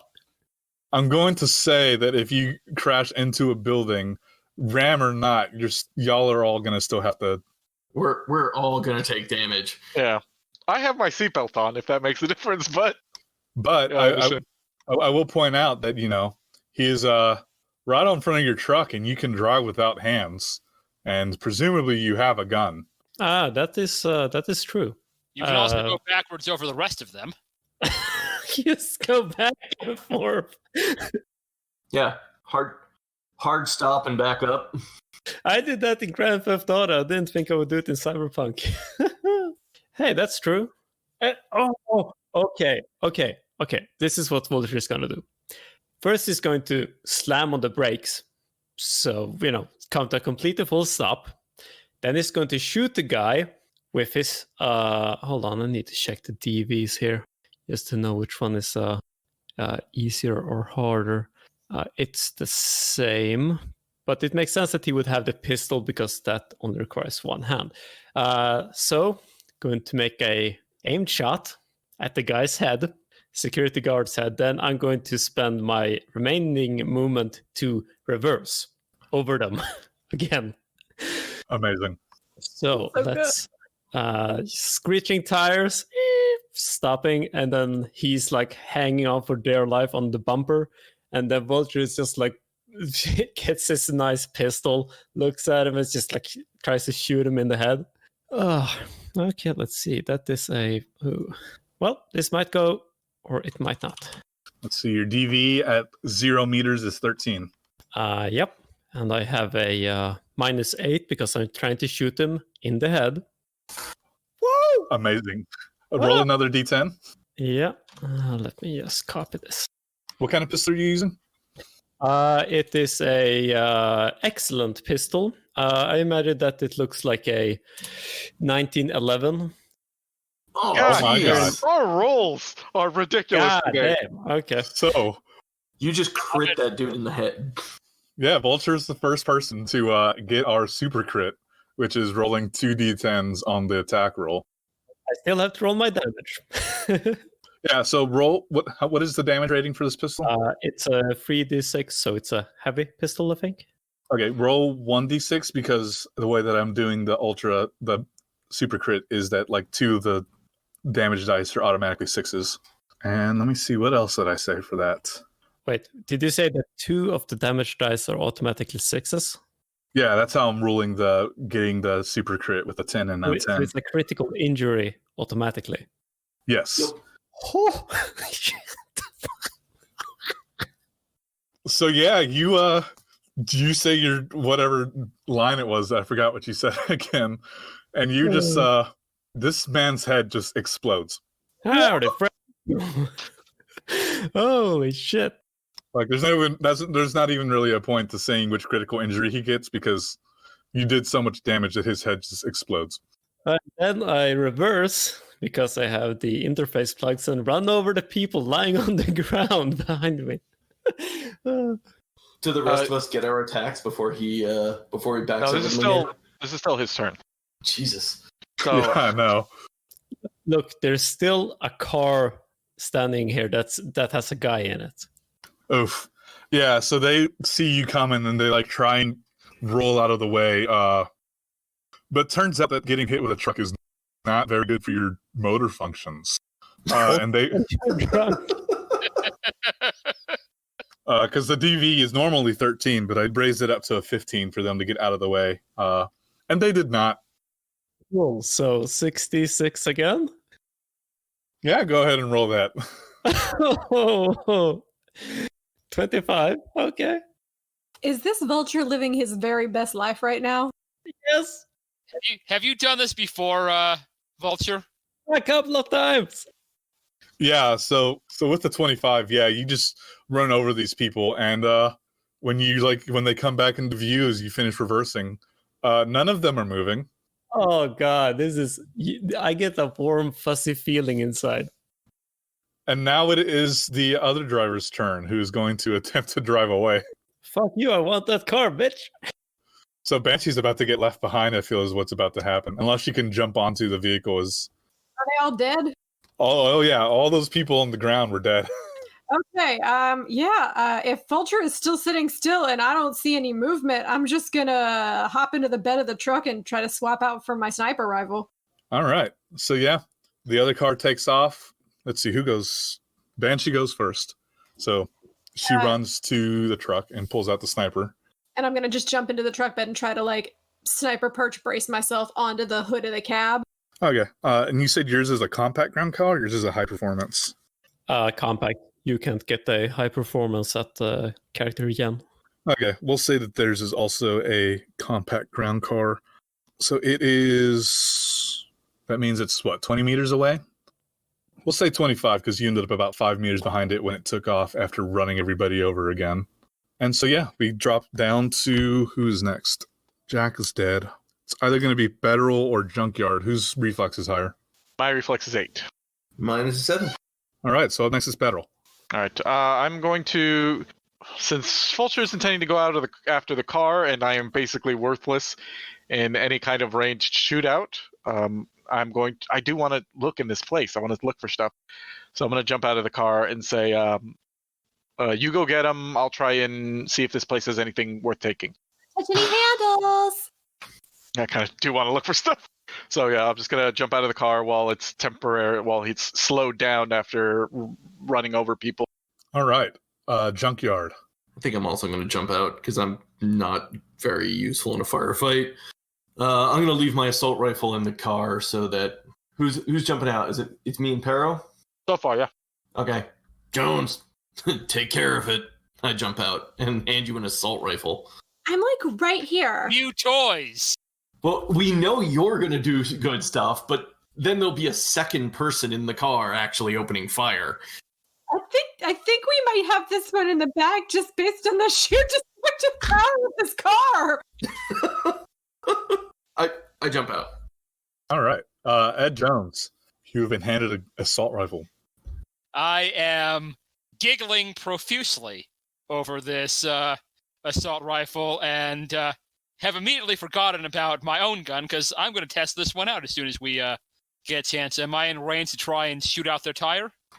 Yeah, so the way it works is if you take a -8, you can do a cold shot to like take out a tire or take out a gas tank. Okay. I am just going to try and shoot out the window and see what I get then. Okay. Just fucking nasty. Oof. Amazing. Go ahead and roll your next D10. So No 30. super crit. Ah, damn. Oh, well. 30. I can live with that. Yeah, you get you should have done the called shot. I should have. Live and learn. All right, roll me your, was it 5d6 damage for the assault rifle? 5d6. Well, 9. Oh, shit. Oof. Oof. With 4 1s on there, that is rough. Oh, God. I gotta roll 4 1s, don't I? No, because that's only on attacks, not on damage. Oh, okay. Yeah. That was gonna be bad. So yeah, your shots go. You hear like the loud cracking noise as they impact these windows, but the windows still hold. Well, this is a garbage gun. I gotta talk with Junkyard when he gets back. This is trash. Well, never mind. We'll talk about that later.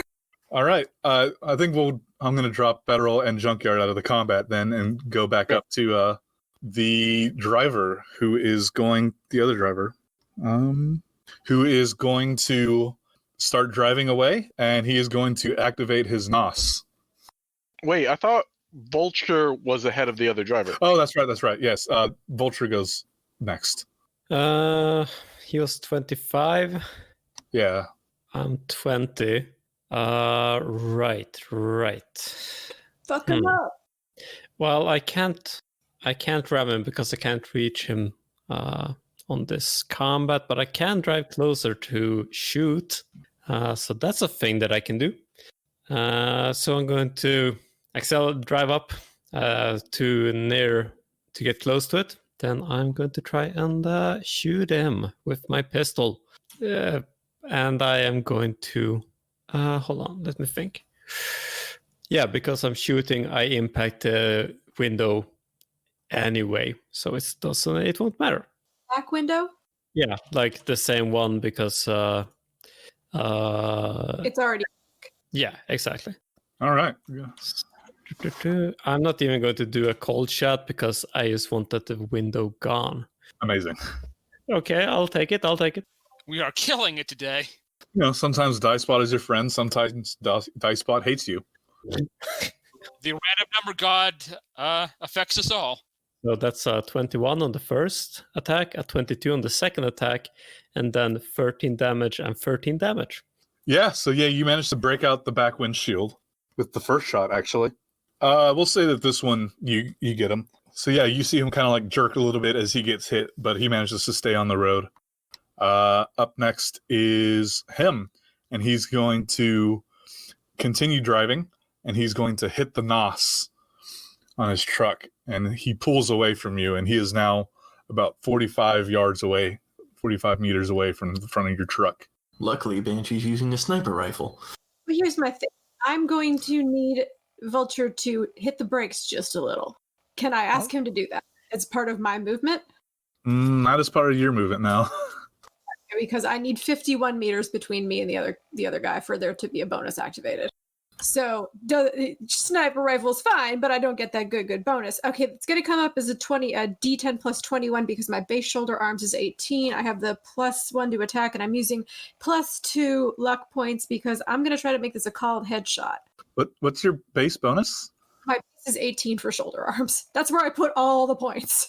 I mean, the DV to hit at this range is 20, so like, I'm just saying, if you want to spend your luck points, I'm not going to stop you, but you only need a 2 on the D10. Just in case. There's always a 1. There's a 10% chance. Yeah, I mean, yeah. All right, so I'm going to make this called shot. I'm trying to go for, I want a pink mist. 28! You said that was a called shot? Yep, called shot. So -8, that takes me to 20. To the head. Damn. Is that, how much did I miss it by? Yeah, no, you hit him. Oh, That's fuck exactly yeah. it, isn't it? Damage! Oh. Also, these are AP rounds, so if there's any armor left on that head, it's gone. Also, there's a chart for like the shit it does if you ask for a certain body part. And that's if he's wearing head armor. Yeah, so roll your damage, I suppose. 17. Yeah, this guy dies. Yes! No!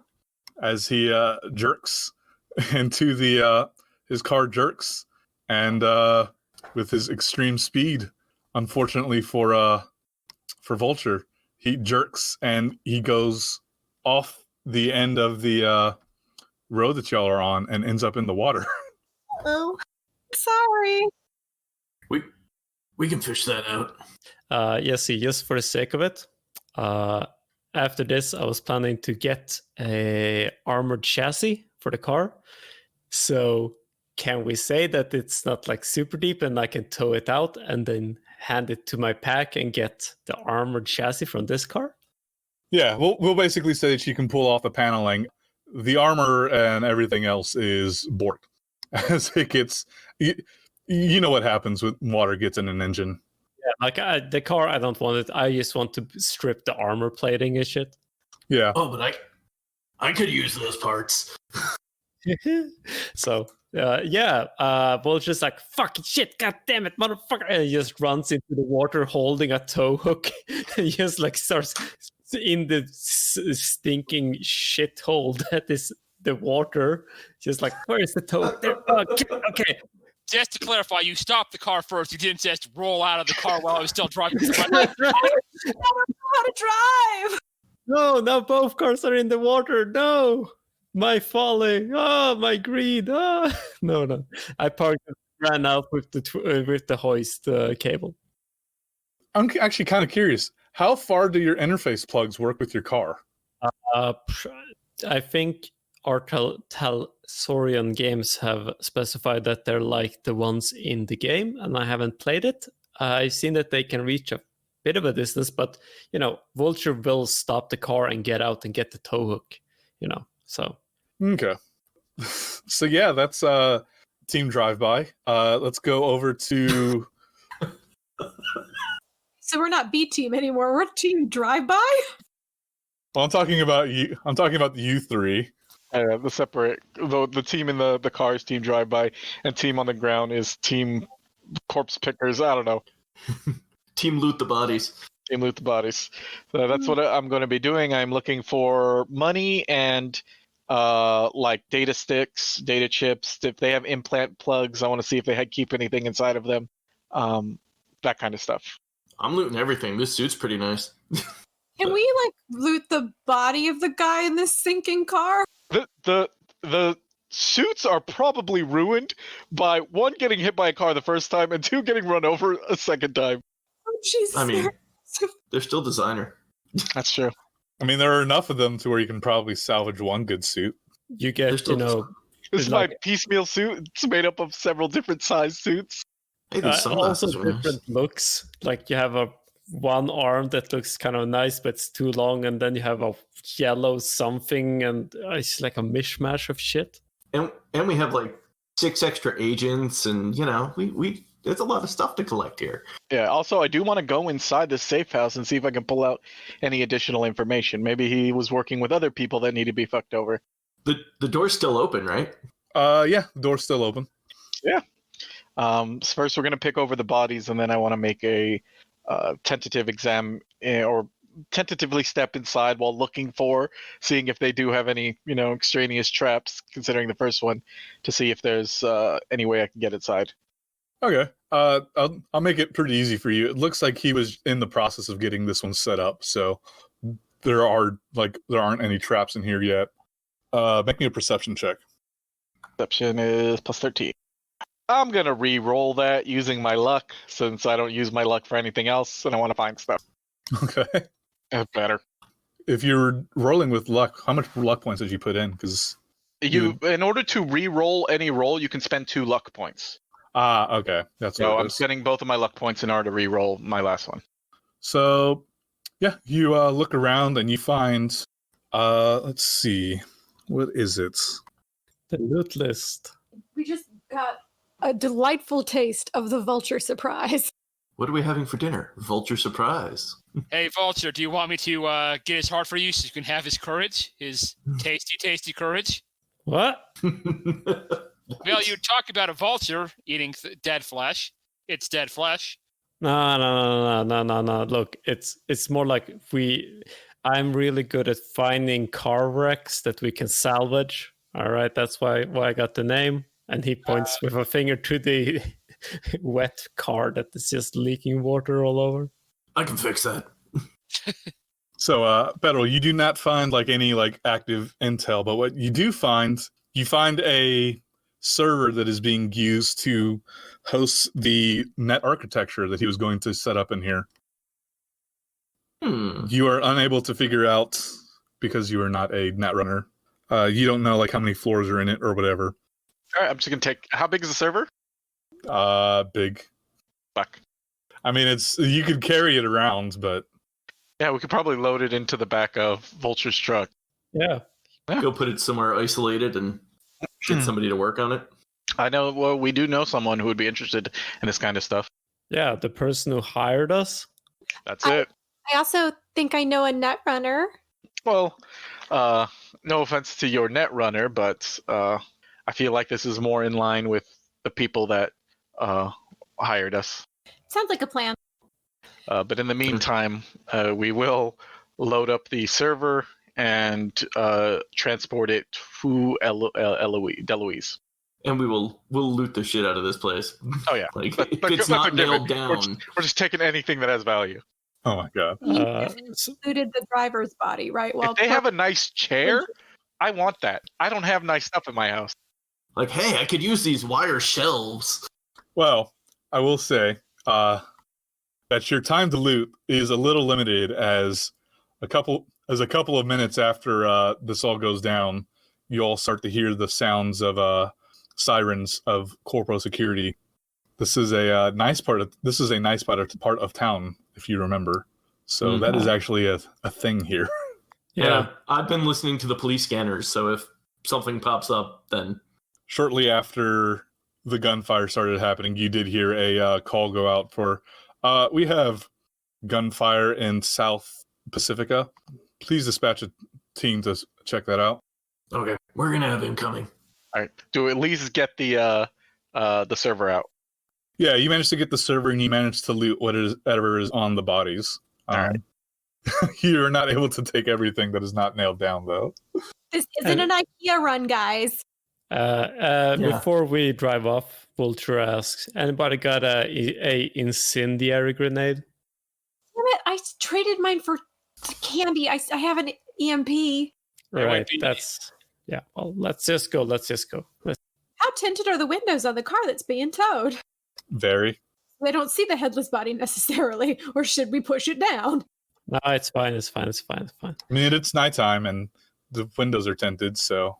And Vulture is going to, he's going to call somebody from his pack. Maybe like somebody he knows is like around with some capacity to do like mechanical stuff. So that he can get it all shopped. I can do that. I guess. The reason that I'm asking for the pack because I was planning to increase my roll ability, so I figured that might be relevant. That works. But it's a good idea, to have a guy who can just like, I fix it. We should also sweep it for trackers too, but that's a separate thing. Probably. Hold up, I mean, y'all. We left a piece of technology in one of those dead dudes back there. What That's piece of fine. technology? The tracker. I mean, I assume it's, but what if it ain't? Those aren't really traceable. Yeah. I make those in like an hour. Yeah, I've always managed that they're like the radio trackers that they put on animals, that you just try to ping it. They can't really ping back or anything. Just in case.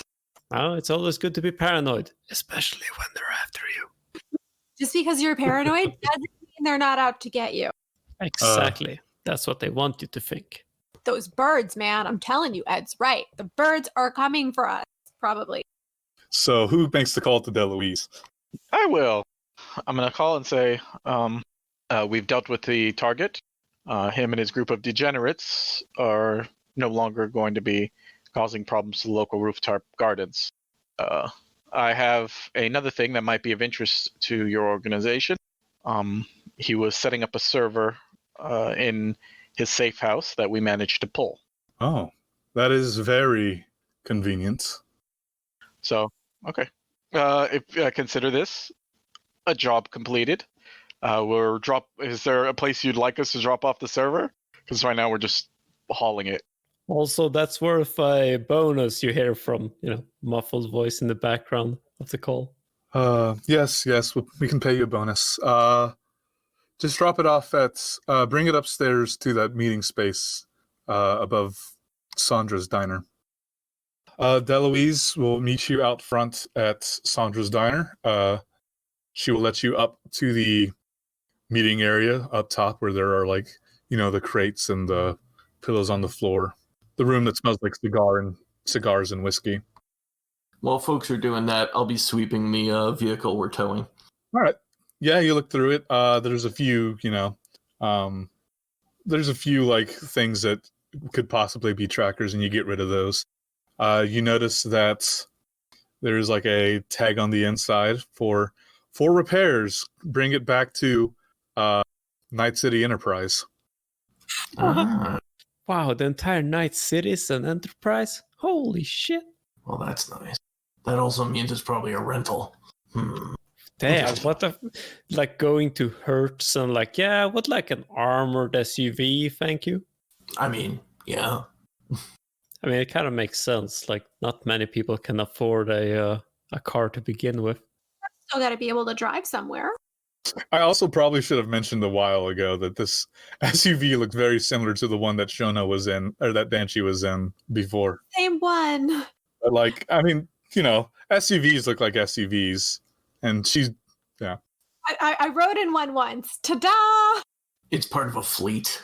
Well, yeah, that's true. Because when the nomad, the cowboy rider who went to drive us, he rented one, I think, and it looked just like this. So that's probably not helpful, but always good to just store back there in your noggin. After seeing that everyone is distracted with sweeping the truck and Banshee's tale of the time she rode in an SUV. And I'm talking to my gun and just telling it what a good job it did.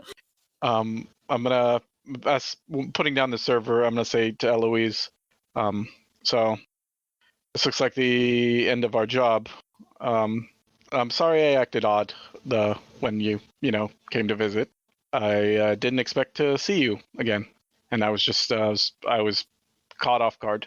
Well, to be honest, I wasn't exactly ever expecting to talk again either, but then, you showed up again in my, you showed up in my research, and it seemed like a good place to start. I guess. Trying to be, I don't know, but yes. Well, if I'm looking for something, or never mind. In the future, if you do have anything else that comes along this line of work, we'd be ready to go. It's nice doing good. Well, like where it feels like you're doing good. The people that you deal with in your line of work, I don't envy you. They are the worst people that I've ever met. Yes, well, they are one of many obstacles that stand in the way of a better life for all of us. I feel like you would have been happy if you had joined us for this run. We have to crush these degenerates. I don't know if you ever heard about them. The Zeros? Pretentious pricks. I have not, but it won't surprise me if... I don't doubt that... If you don't like them, I doubt that I would either. I'll link you the forum just so you can get some hate reading in if you ever have the time. And then I'll wave and then I'll leave. Yeah, she'll wave back and she'll start like calling on an agent, and you kind of hear is like, we have something that we need to look into. Do we have any net runners we can bring in? And yeah, it looks like she's getting ready to have somebody dive into the network architecture. And of note, I will say that Perro, when he was searching the bodies, he did find his 100 eddies for the lesson that he received. Thank you for listening to the Red Knights podcast actual play. This season we're playing Cyberpunk Red from Untitled Games. Our theme music is by Ivy Faye. You can find links to her other work in the description below.